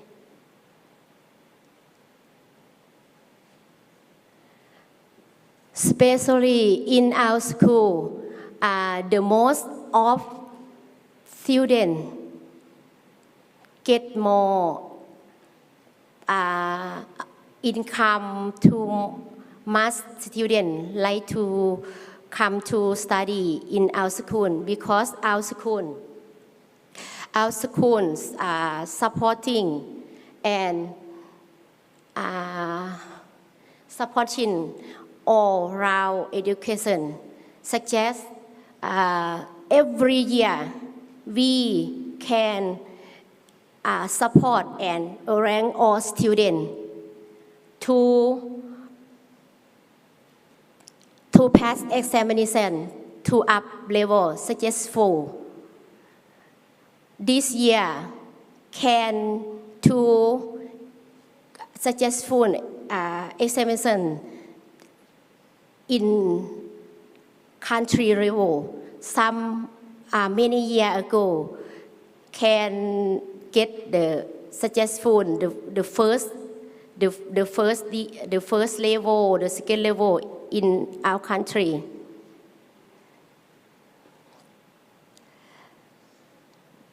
My activity in our school support everything when teacher can to create, to support students for successful to learn. Our school have a true project. First project, develop teaching course practice excellent student to do examination of nation. Second project, training and helping other teachers get the to in school improve their technique teaching. So I continue to study in Thailand at technology, education, communication for to get the new idea. The last month I have the meeting e-training with our teacher for share new way, new technique, new tool for the health student. The last activity for support student participant in with science because we don't have new and high technology. We can use material or thing when you do exercise in the class, when you can to do something for you explain, listen, you can get the material, the monetary, and you can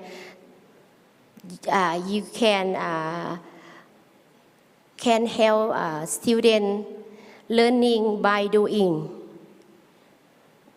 If student cannot to understand, when you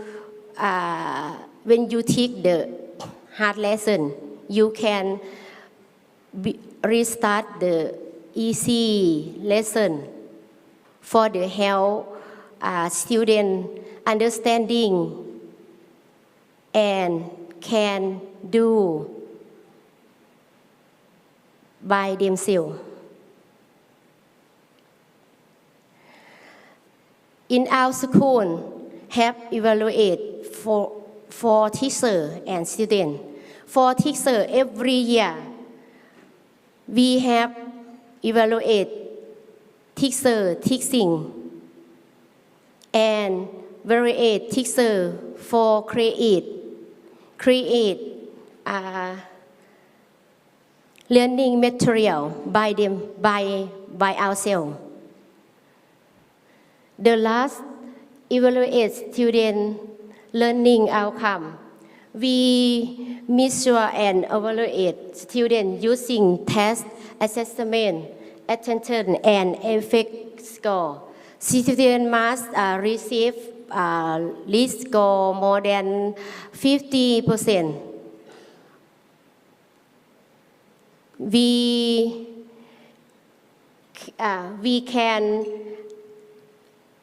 can choose the student get the more than 50%, 70% up, we will be get award.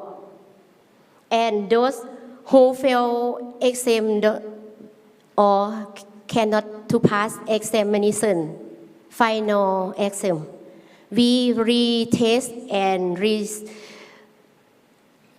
restart again, can do 2 times for pass examination. So we want to help our students understanding and can to successful for to continue study the next level.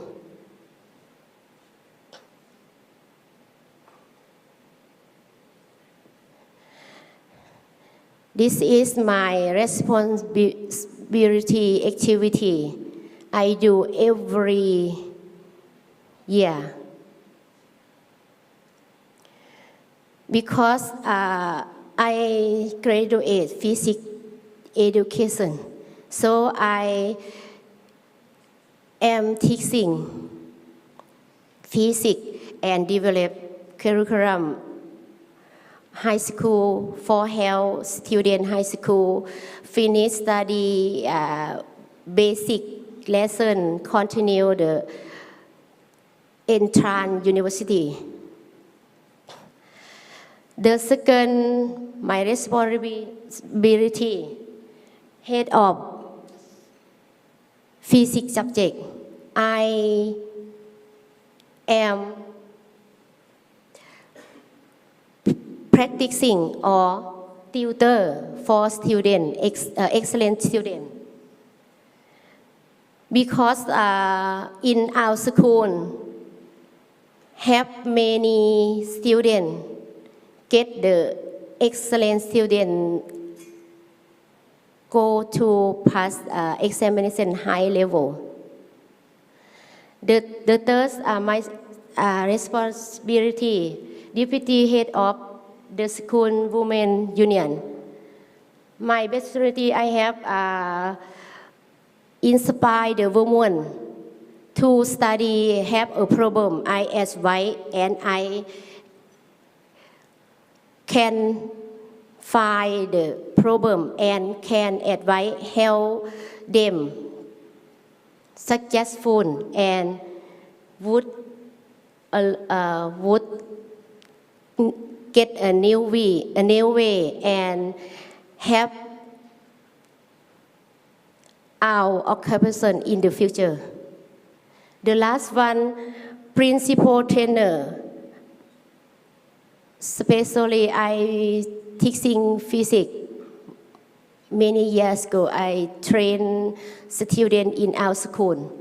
Sometimes I had trained support physics teacher for the secondary school and high school in the 7th district, Udom Sai province.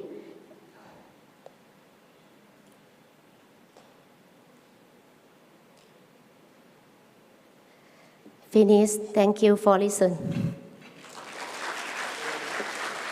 Thank you very much, Ms. Sengpet Kun Prasad, a head teacher from Udom Sai Provincial Secondary School from Lao PDR. For the question, so our online participants might have some questions, so you can send us or communicate through the chat box platform on Facebook. So we can refer the question to our presenters later on the floor. And for the presentation of Ms. Sengpet, we realized that the limitation of resources that might be obstacle for her teaching. So she tried to use the remaining resources, such as recycled things and local material in teaching activities and demonstration, and let students to participate in activities and also as a school support. She has been allocated teaching materials as much as possible from the respective organization, and that's the reason why she focused on more to improve and upskill for teachers to conform with the context. So this is one of the idea of the like teaching pedagogies and how she developed her teaching performance. So without further ado, I would like to call on Ms. Sawalak Najai. She is a teacher from Ban Hue Rai Samakhi School, Chiang Rai, Thailand, and she will be presenting in Thai. So for the foreign audiences, please use your receiver. There will be a simultaneous interpreter at the back, so please enjoy the presentation.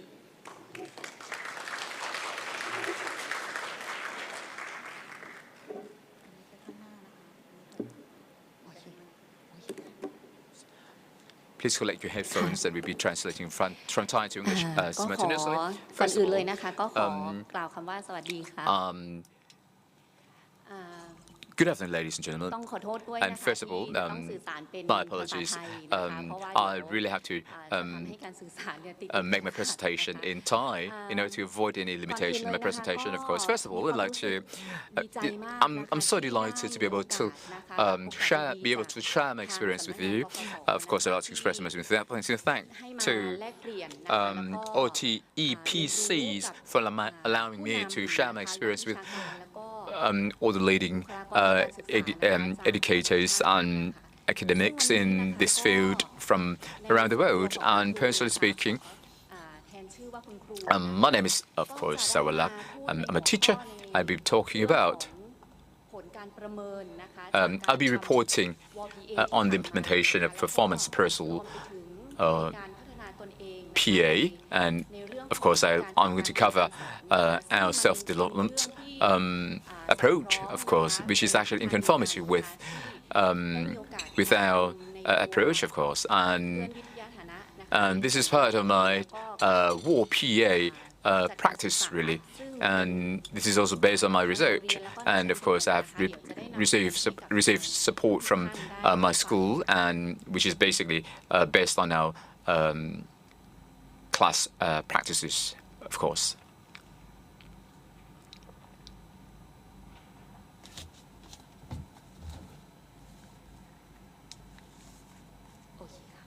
Right. First of all, may I now introduce myself formally. My name is Sawalak Najai. My nickname is Num. And I'm a teacher at Bandwe Rai Samaki School, high school, of course. And I've just been promoted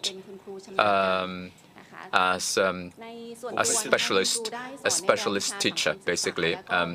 I teach social studies and history.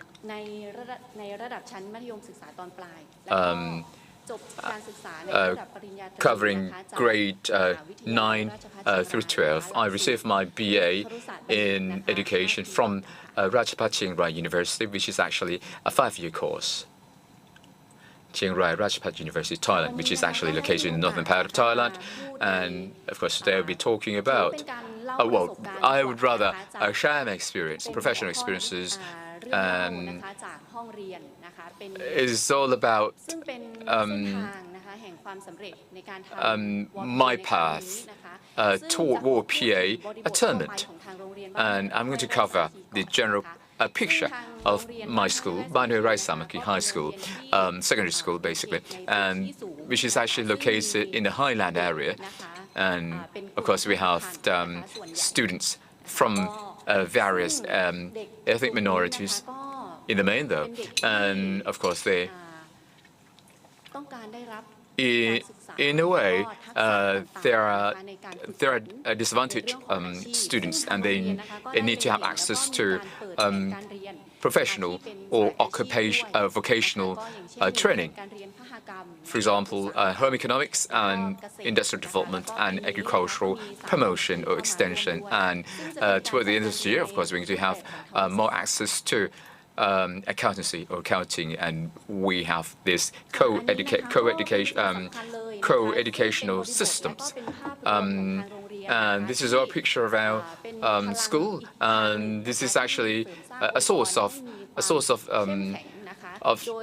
this is how we strengthen our educational provisions, and we are lucky enough to have access to this great educational leadership under our director, and we have developed a PLC in order to, which is actually a springboard, a stepping stone for our educational strengthening. And we have developed this learning community, basically. We have identified 4 communities here, or components, and the first 3 is basically, the first 3 comprise a school itself, the school director and teachers and educational personnel, and eventually everything are geared, all the three components are geared to our students eventually. And of course, this is based on a PLC approach. And personally speaking, I suppose PLC is a source of inspiration for our development in our educational setting. And of course, our teachers and educational personnel have developed their educational goals based on our PLC system. And if you continue in this direction, in an engaging manner, of course, our school would be in a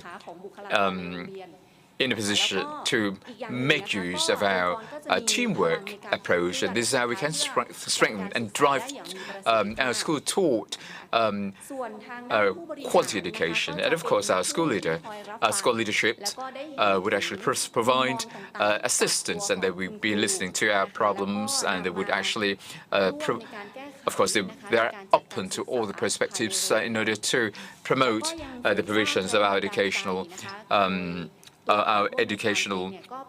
attainment, basically. The director himself is actually an inspiration as such, or a pair that be, in order to drive our goals forward in a constructive manner. And furthermore, of course, we have to highlight the importance of the facts that our teachers and school educational personnel have benefited greatly from this approach, i.e. PLC. Once we have joined this PLC approach circle, of course, we have forged a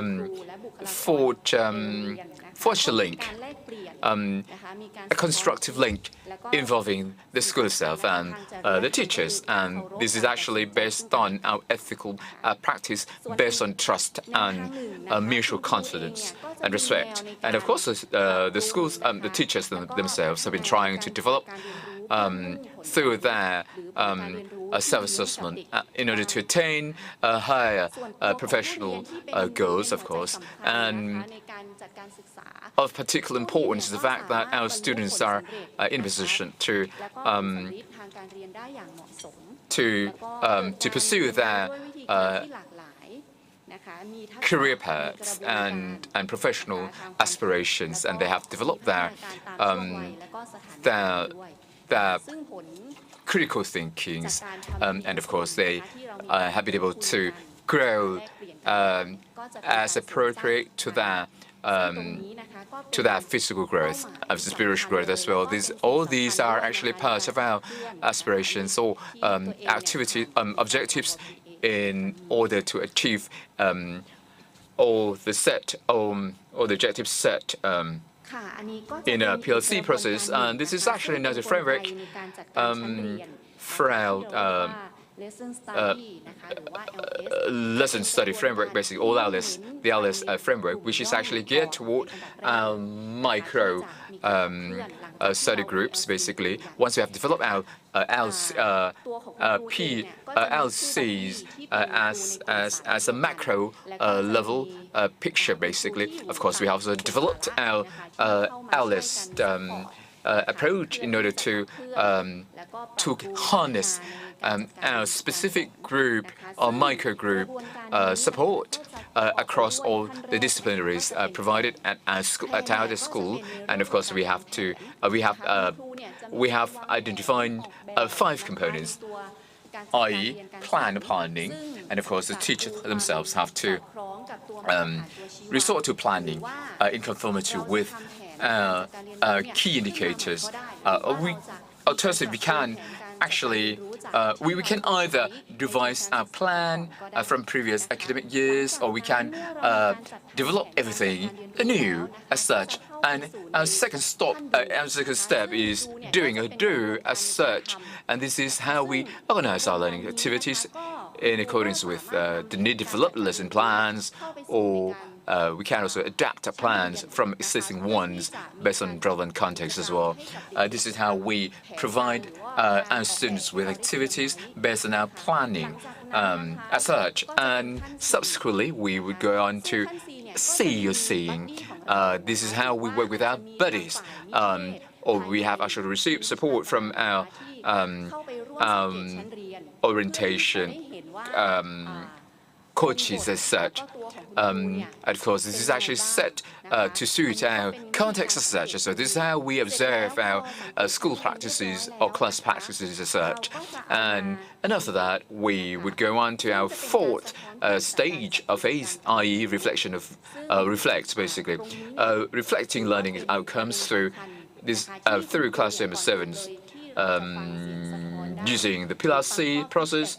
This is actually a driving force to identify strengths areas for further development. This is how we actually open to different perspectives, and we're also ready to receive feedback from our peers, school or fellow teachers, highlighting potential development areas. And this is how we reflect on our context as such. And last but not least, we would go on to the redesign stage. After we have received all the reflections, we could actually go on to apply outcome, again from reflecting on learning activity to adopt and generate a new planning approach as such.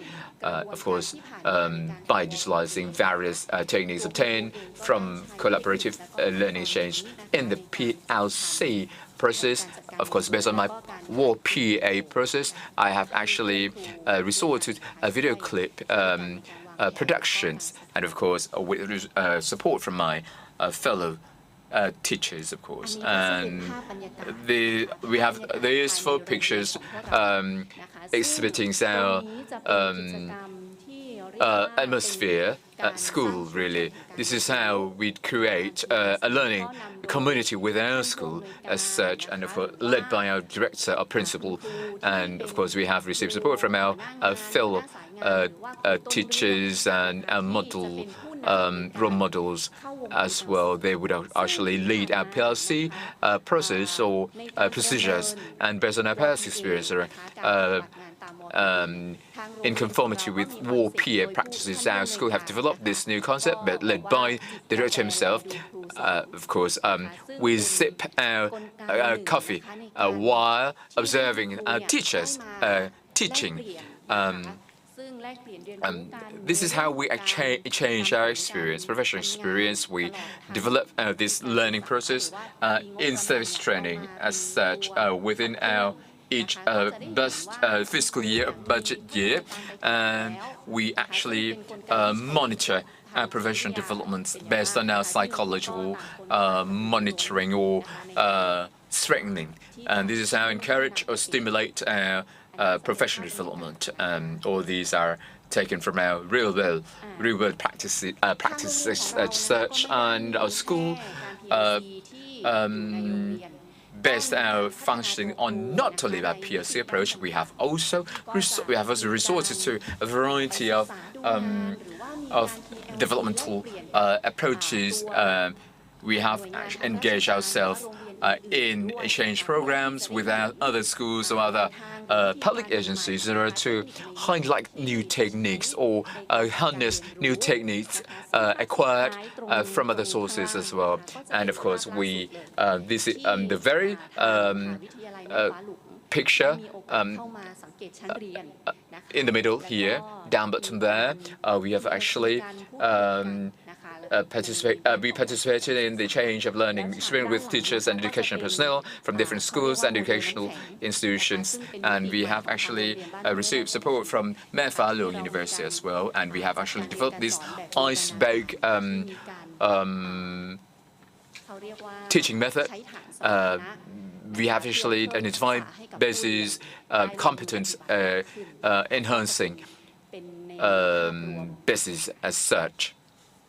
This is a very picture of how we develop our professional, enhancing our professional and attainment. And this is a person speaking actually received support from the school and the Teach for Thailand Foundation as well. And a professor from Chulalongkorn University actually disseminated new techniques as far as social study teachers are concerned. This is how we exchange our ideas, new techniques. This is actually a springboard of further development, a stepping stone for further development, pedagogical stepping stone. This is how organize or manage our class, our social study classes as such, actually. Next, this is just before the teachers doing their planning process for their professional accreditation or assessment, and we work in conjunction with our fellow social study teachers and the other teachers from other teachers from other disciplines as well. We actually monitor our development through our video presentation of video clips, and this is how we achieve our mutual reinforcement as such in our professional world. And based on this is actually our person really have to really reflect on our competence-based educational management as such. And personally speaking, I myself, and of course my school as well, have actually resorted to competency-based educational management in order to enhance our students' learning achievement such as well. And personally, I have identified my goals covering all the main identified areas in conjunction with what we have designed for our students, and we have to be resilient in our approach and our perspectives. Otherwise, we wouldn't be able to proceed hand in hand, and our student might complain, saying we are not being fair in our approach. For example, why wouldn't the teachers themselves done something, for example, to contribute to our developments as such, for example. And I have defined 5 approach stages. Firstly, both the teachers and students really have to define their goals or set their goals as such in order to this is actually a benchmark for further development, learning attainment for our students. And if we don't set our goals as appropriate, of course, our student would find it difficult achieving their learning goals. Really, that's the first stepping stone. And after that, we have to plan or design our processes as appropriate. Of course, taking into consideration our learners' context in conformity with standards, which is actually amendable to our students' development, physical and spiritual developments as well. And thirdly, performance. We really have to encourage our students to perform, and of course, we have to encourage our students and teachers as well to deliver that performance. Both there really, and of course we have to design these 2 parallel lines, and the teachers themselves really can provide coaching to students in their practices, and we of course as students and as teachers can learn along the way, and we also have to resort to reflections. We have to reflect on our learners' performance, and of course we can learn likewise really from our students' feedback, and in our post-implementation phase, of course. This is a very important issues, and in our school we have revised our approach.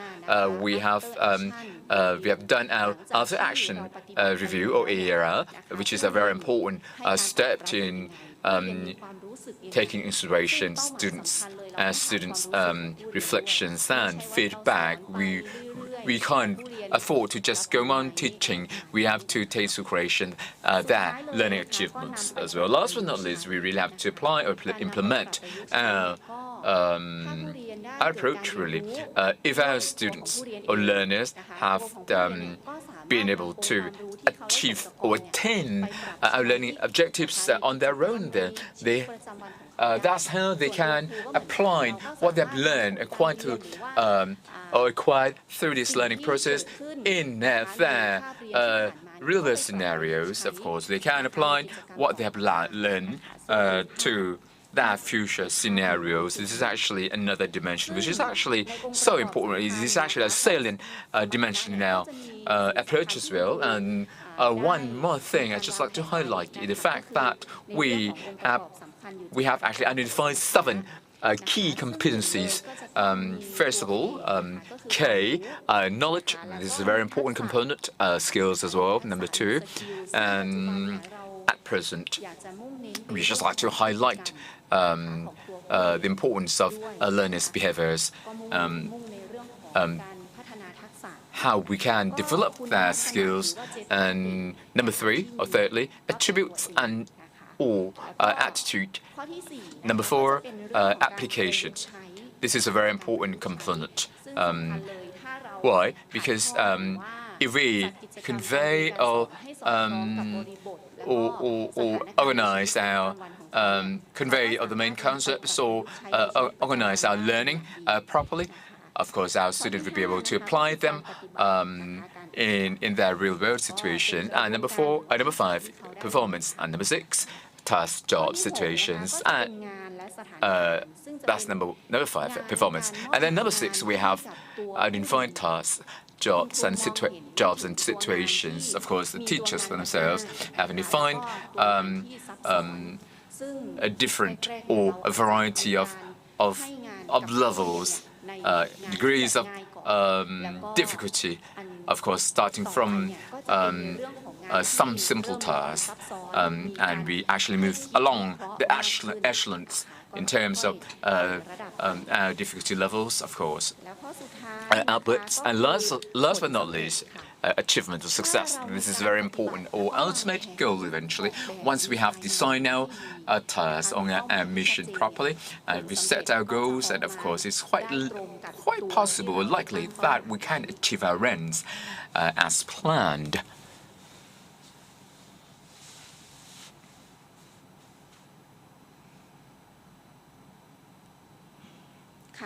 Right.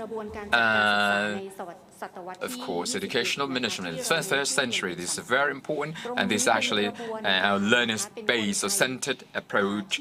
And this is the mechanism through which we can drive or steer educational provision ahead. And of course, we have actually applied this this term. Number 1. The first component, developing internal capacity through psychological education activities, and of course, we have highlighted this component, highlighting positive psychology. This is very important. Understanding, listening, empathy. This is very important. We are talking about positive psychology. The teacher themselves really have to take this psychological component very seriously. Of course, our students need some space, of course, for their psychological development. Of course, we have heard lots of our speakers talking about their psychological arena or a space for their further development, personal development. They can reflect on all the important scenarios in their potential development. And 1.2, we actually put emphasis on mental awareness. Of course, each morning, before our students actually go to class, their classes as such, we normally provide something quite akin to homeroom activities. All the students would actually attend a session headed or led by their class teachers, basically. We actually do what we call this personal training gyms to make sure that they are geared for any happenings that particular day. And 1.3, the utilization of situations as motivations, imperatives, challenges, connections, and applications, basically. Of course, teachers could actually highlight or single out some particular specific situations so that they can connect to all these situations. Of course, we set the scene for further development based on video clips or singing or storytelling, for example. And after that, we actually connect to all these situations. Basically, we actually resort to questioning, answering, stimulating us to respond to all these situational challenges, analytically and application visually. We have to make sure that they can apply what they've learned in particular situations. Of course, they have to make sure that they've come up with crystallized versions of notions in response to potential or any potential happenings in their lives. Basically, they share, discuss all relevant matters, especially this is actually a mutual learning process involving teachers and students. This is how our students develop their courage, personal confidence. Number two, we make use of development of external capacities through computers-based learning. Of course, we have covered this. Basically, we have been talking about computer bases as a way to develop or as a way to encourage our students to achieve self-actualizations. This is how we organize different activity bases, basically, as mentioned earlier, really. In our special school context, basically, we of course have lots of students with ethnic minority backgrounds, of course, and so we have to make sure that we steer the curriculum toward their specific context as such. And number three, integrated learning management. This is based on integration within subject groups with interrelated contents, such as science and technology, history, social studies, arts, health education, and career educations. Of course, we integrate all these subjects. Of course, we resort to grouping as subject groupings. But of course, we don't ignore basic education as such. Of course, perhaps we reduce the number of classes for some particular basic classes, but eventually they have more access to. They have more opportunity to integrate all these subjects in extra hours, for example. But we cannot just lump all these subjects together. We just have to analyze and do some sort of grouping based on our key indicators, so that we can integrate them together. Of course, we have to we have to cover both basic educations subjects and core specific integrated subjects as such. We have just started, really, and we have more further development, of course. And number four, last but not least, learning management with PBL and active learning techniques. When we talk about BPL, we are talking about problem-based learning as well as project-based learning. When we talk about the project-based learning approach, basically, this is actually a learning approach, which is very important. Actually, this is actually a core approach in our school, basically, and the project-based learning approach is also very important, and providing a supportive environment for our overall provisions as a driving force. Right, and we have come to education, evaluation, assessment. These two components are so important in our education provisions. We have to talk about evaluation and assessment, apparently, and of course we based our evaluation and assessment on our key indicators, of course, and we split our evaluation and assessment into two areas here, formative assessments and summative assessment. Formative assessment for the assessment for development and a summative assessment for our assessment for placement as such. But of course, we have added on teachers there in our framework here to make sure that we can ensure personal development as far as teachers are concerned, and that means we take into considerations student assessments of the teachers, vice versa, such actually, and we also actually resort to peer assessment. In my class, I resort to peer assessment as such. Peer students would play a pivotal part in our this peer assessment. I don't impose any criteria on them at all. They would actually develop their own criteria for the purposes of assessment such, and we actually resort to reflections, especially with special reference to outcome and output.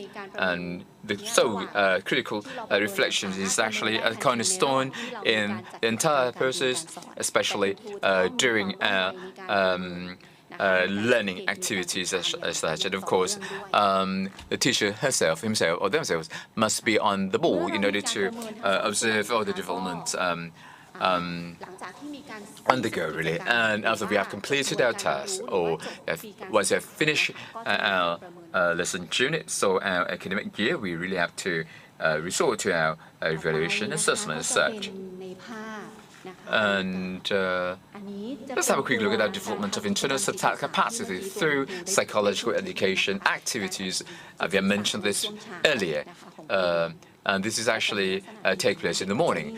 Of course, this is how we make sure that our students have developed some sort of qualm in their approach to learning as such. They would be ready to listen to that teacher talking, of course. And this is actually our project-based learning. Of course, we have actually doing our integrated subject groups really over the first half of an academic term, really. They would actually have to complete the first topic, really, halfway through. And just before I came here, actually, I asked my students to assess their peer students' assessment achievements. And this is how, of course, we have to talk about learning outcomes. They have to work in teams, really, based on our teamwork techniques, of course. And of course, they make use of a variety of techniques as such, methodological techniques, diverse methodological techniques. And this is how we develop that critical thinking, the critical thinking skills.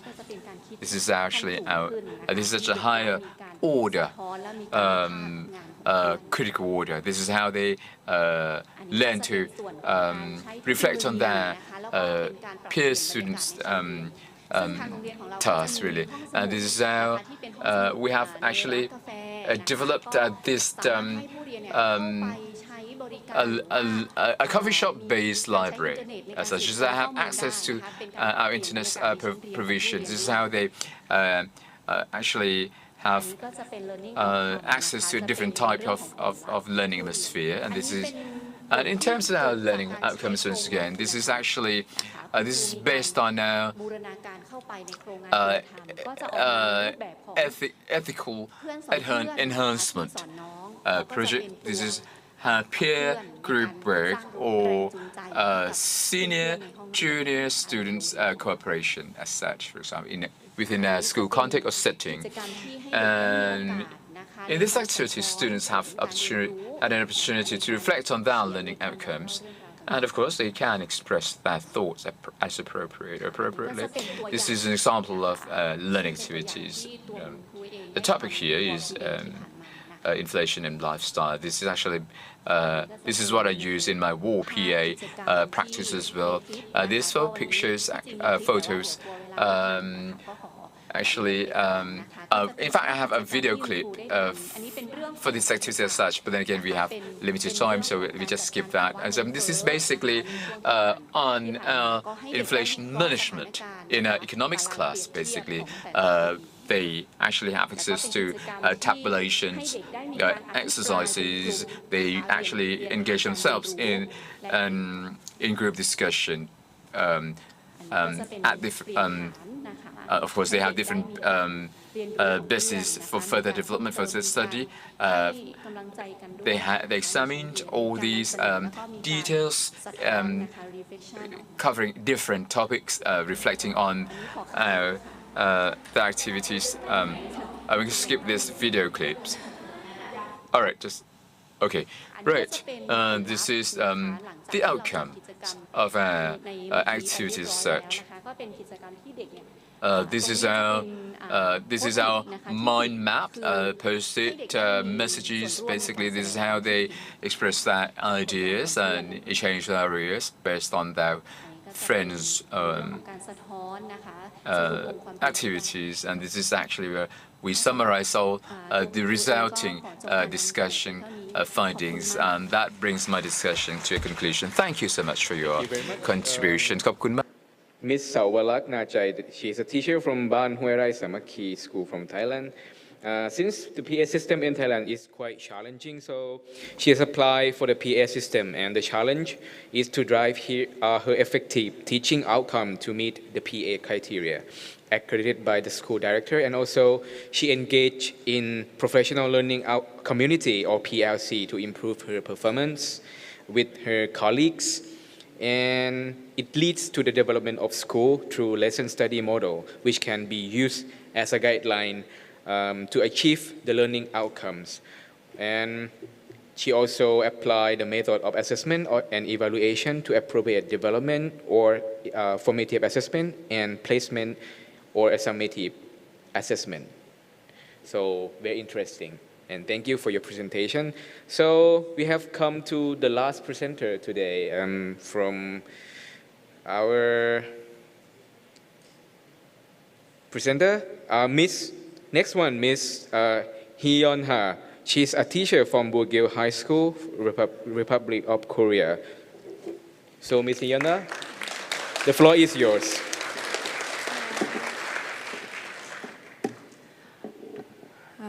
Hello everyone, I'm Hyuna from South Korea. I'm a chemistry teacher at Bugil High School, one of a private school in Korea. Also, I'm a graduate student at Seoul National University. Now I'm studying about inquiry-based learning. And I'm really honored to be here to share my teaching experience.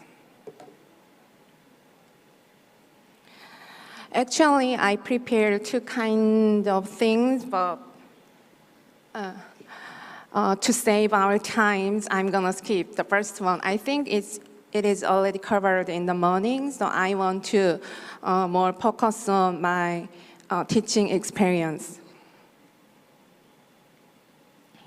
I'm gonna skip this one. Let's start with this one. No, next one is better, yeah. So in my efforts to create engaging classes, I've used various strategies. So I noticed the students disengaging during lecture-style lessons like this. This is actually not my class, but yeah, I found these images from Google, but it is getting commonly happened in Korea. How can we make them wake up? I think giving something to do. Giving them something to do is the key, but it should be fun and useful things, I think. So a good class should offer opportunity for active student participation. In a single classroom, students have various academic abilities, so making it essential to creating engaging and educational experience when planning running strategies. For instance, in chemistry experiment, I read students establish their safety rules, enhancing their understanding of safety, allowing students to determine class rules by their own, can lead to more meaningful learning experiences. They have more responsibility to follow the rules. Also, students with different ability can approach learning topics through various activities that are both fun and useful. For my experiments related to surface tension, I conducted 5 different activities such as floating, a coin, and quantitative analysis. Here's a video. Could you click this one, the left one? Maybe here is the button to play. Yeah. 이거 손으로 몇 개? 5개인가? 아 이거 보이지? 빠졌다 이거 빠졌다. Actually, in this video, this student who was previously disengaged, like sleeping boy, but he did something to do in class. He successfully made a coin flip using his own strategy. So about quantitative analysis experiment on surface tension changes, like the right one. These experiments on surface tension changes depending on temperature, type of solvent, or type of glasses. I integrated an online program called GeoGebra for calculating angles, catering to students with higher academic abilities.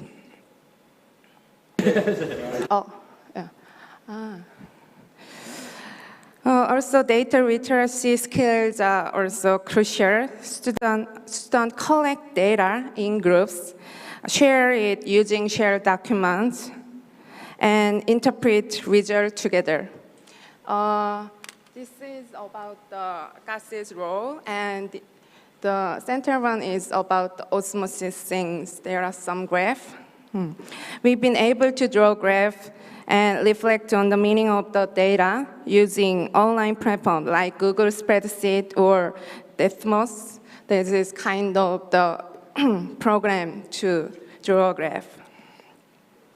Utilizing a shared platform to collect and interpret results from various forms of data, like public data, could also be beneficial. Also, you can click this one on PDF. You can see this one is more big one thing. And nowadays, students are familiar with short form, like Portal or short videos. So after conducting experiments, rather than just describing results in paper reports, I encourage students to take photos or videos that effectively showcase the experiment's meaning as a mission. Like this. So using platform like Padlet, this is Padlet program, to share opinion in real time can generate interest, like giving them a mission to upload on time and on purpose. Features such as there is a like, and comments tools like TikTok or YouTube can facilitate feedback. Also, looking for focusing on applying theoretical knowledge practically is essential. Like we know knowledge in practice or knowledge in use is very important thing in education field. So I've integrated real-world applications into my classes. For instance, I taught about chemical reactions that produce gas. Through this experiment, a student can learn important quantitative concepts in chemistry, such as moles, volume, or mass, the other things. And then to demonstrate how gas from reaction is used, we built simple car powered by gas, sparking inquiry activities about the consideration for car movement, like this. So there is a limitation to use just a bottle of PET and some toy fill and straw, that's all. So here's a video. Oh.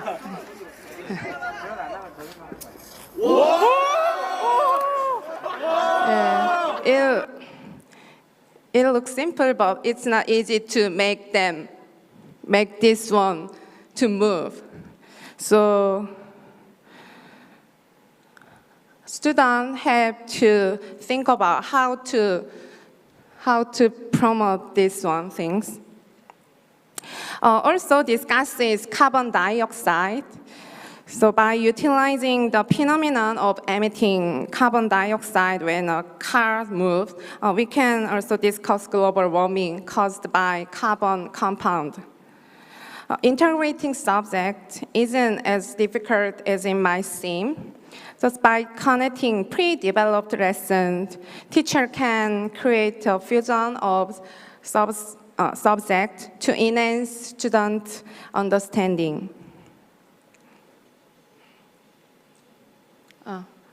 Here's a feedback from my students.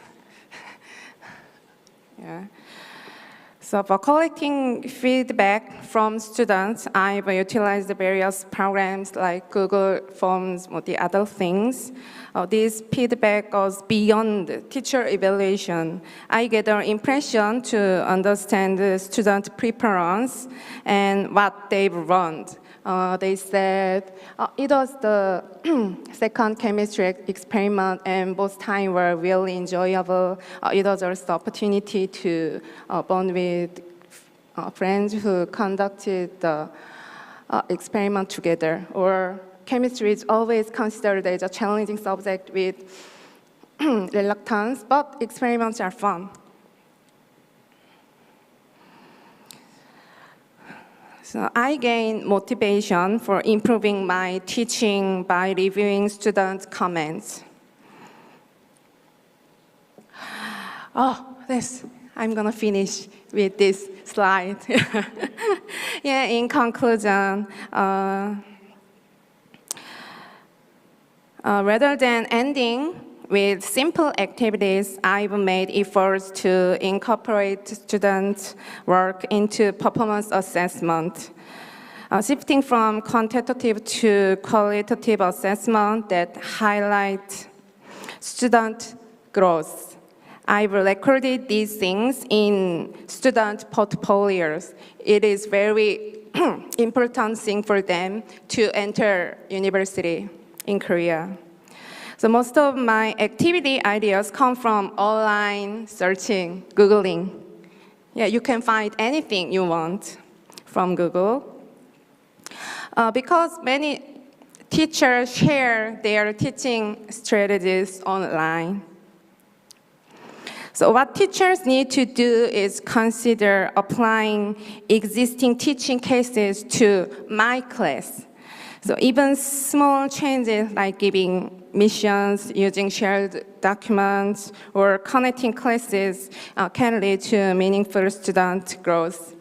Just even a small change can bring about remarkable transformation, in student and your classroom. Thank you for your time. Thank you very much, Ms. Hyun, for your wonderful presentation. As you may see that technology and digital have taken part of human life. So applying technology and digital into the teaching result, teaching performance is one of the good choice for the teacher in the new era. Also, she has been addressing a key statement that even a small change can bring about remarkable transformation in students. That's very impressive. So I would like to next open the floor for the question or the suggestion from our participants, both in online. For the participant in online, you can just send us in the chat box platform, and the participant here in the room. So if you have any question, just raise your hand, or you have any question, please refer to the presenter or the keynote speaker. Anyone?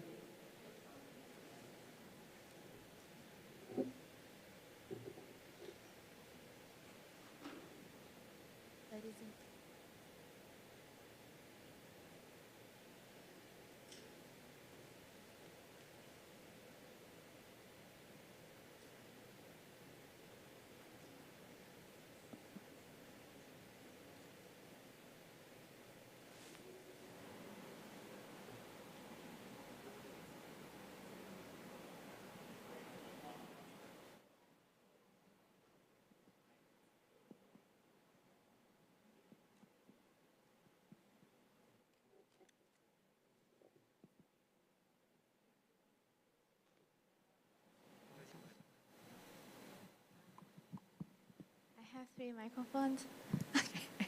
All right, ladies and gentlemen. Nice to meet you all, and it's really a pleasure to join this forum today. So it is very good investment on my effort and also my very quality time, because I have been in 8-hour bus drive to here, all over here, and to join this. First of all, so I would like to introduce myself that I'm an English teacher teaching high school. Should I stand there? Because, sorry, can I move? Because, สวัสดีค่ะ สวัสดีค่ะ Well, I have a suggestion and also a question towards the informative forum today. First of all, about the PA assessment, right? Because back to my school, I'm teaching in the school, which is the extra size school with almost 3,000 students in my school, and there are a lot of we are very ready for the school, and we have very abundant teaching and learning resources in our school. And according to the new PA assessment and the criteria, my school and myself and also my and people in my school, they are ready and willing to help. And we are a very productive team, so I think that we are willing to be able to push people who want to pass the assessment. But back there, as me, I will explain about my work, and besides teaching, so I am also the manager of the teaching training center. So I push a lot of efforts and with my team to help the teacher who want to pass it. And especially I teach English in the assessment classroom. So there are a lot of teachers who worried about this, who did not teach in the school with the extra large sites. They teach in the very far away school, small school, that they don't have the student who speak very well English, so they're very worried about this. So my question is, and also my suggestion about this is, will the school size and the ability of the student in speaking English in the classroom, and also the particular skills of the student, which is going to be the criteria of how to judge the teacher pass or not. Because there are some of the school, not some, a lot of the school, like they still have the teacher who are not confident with using English in the classroom, which is they really have to record the video and send to the judges. And also they don't have the group of the students who have the very high competency of English using in the classroom.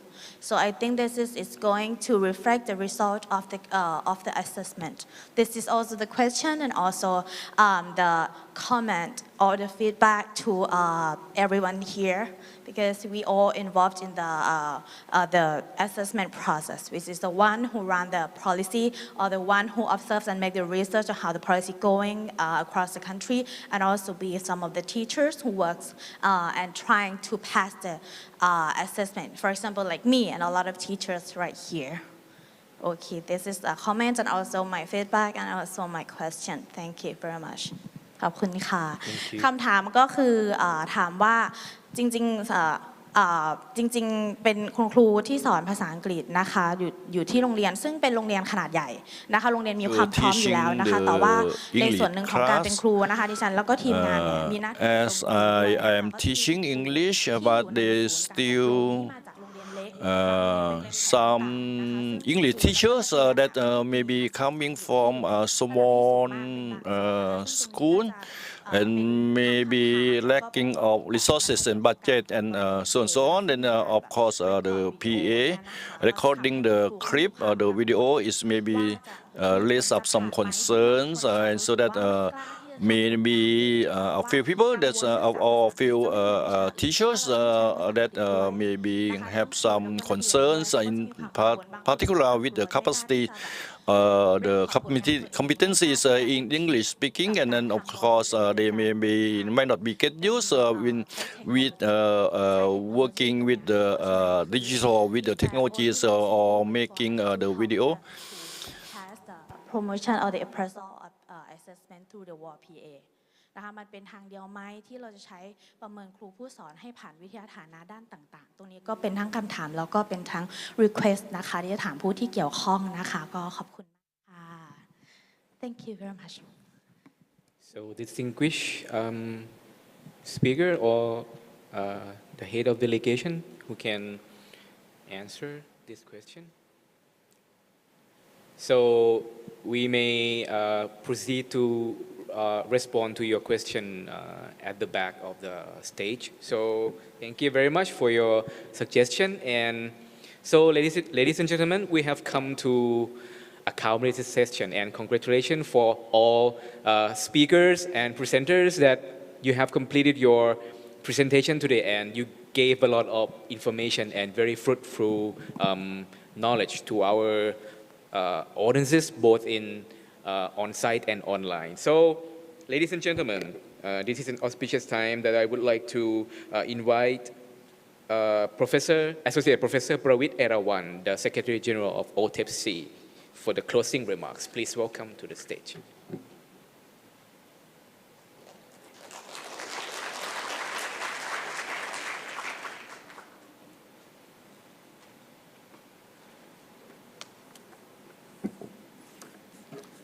Thank you very much. Distinguished speakers, educators, teachers, and everyone here. Thank you very much for everyone to stay with us until if this international forum on teaching profession development to close. I feel really inspired and thankful to everyone.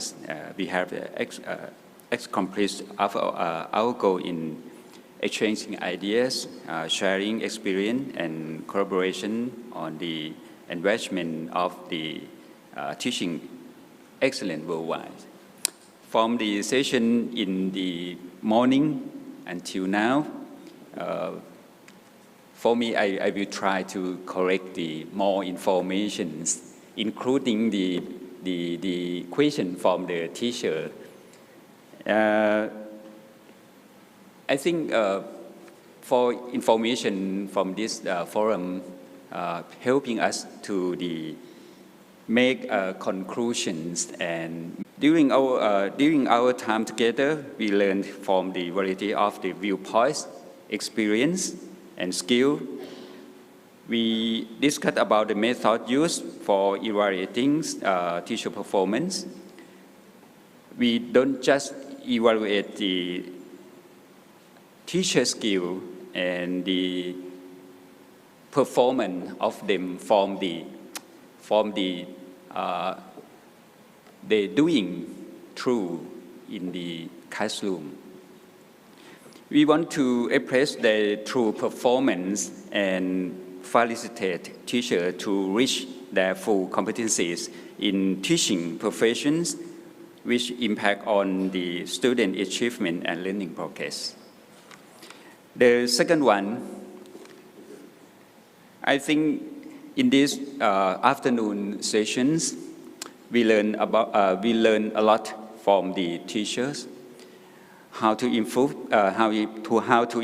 their teaching performance and needs support from principal. Another thing we have to learn is that they promote teaching performance in the digital era and the impact on student outcomes. The teachers need to post digital literacy skill and know how to create learning activities based on the student interest. The key is the relationship between the teacher and the student. Students are willing to learn from the teacher who they trust, and the listen from the teacher they are engaged in. One thing is very important about the heart of the teaching profession is being a teacher is not just about the teachings, but changing children's life and taking care of them in every dimensions are the truly heart of the being of the teacher. The third one is from the bridging of the technology gap in education by utilizing and maximizing the technology to create better performance appraisal system. We adopt video recording as a tool for teacher self-reflections, utilizing student feedback and peer review for teaching development, engaging in the professional learning communities, and collaboration with the other stakeholders. All of this bring about the transformations of the teaching profession advancement. When we change how we evaluate teachers, students do even better in the school. I think the last one can I conclude from this forum is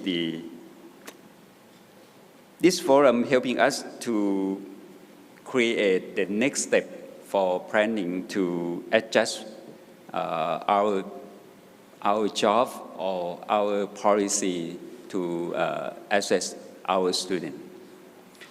I think OTEPC have more information to adjust the conceptual of the PA framework and DPA system, and to review our indicators to assess the performance of the teachers. The viewpoint of the international educator help us to the benchmark, I call benchmark, with the other countries and confirm our approach to be consistency with the international directions.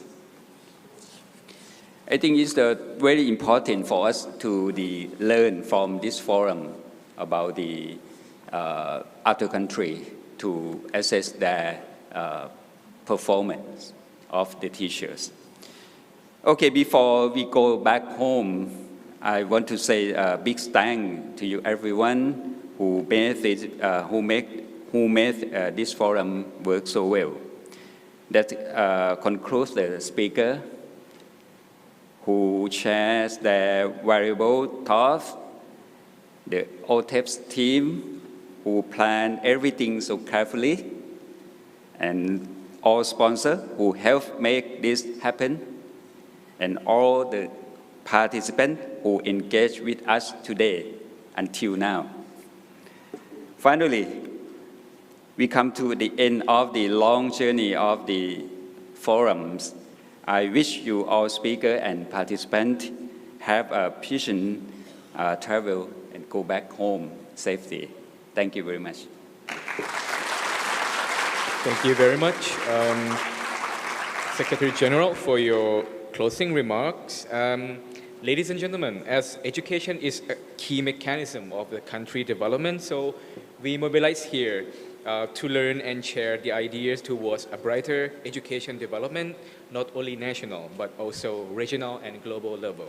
So thank you everyone for your participation and your attention. Also, thank you our online participants for joining our forum. And we hope you had a great time, great time in Thailand for our foreign speakers, and also have a safe flight back to your respective country and also your hometown. Thank you very much, and see you in the future activities of OTEPC. Thank you, and see you.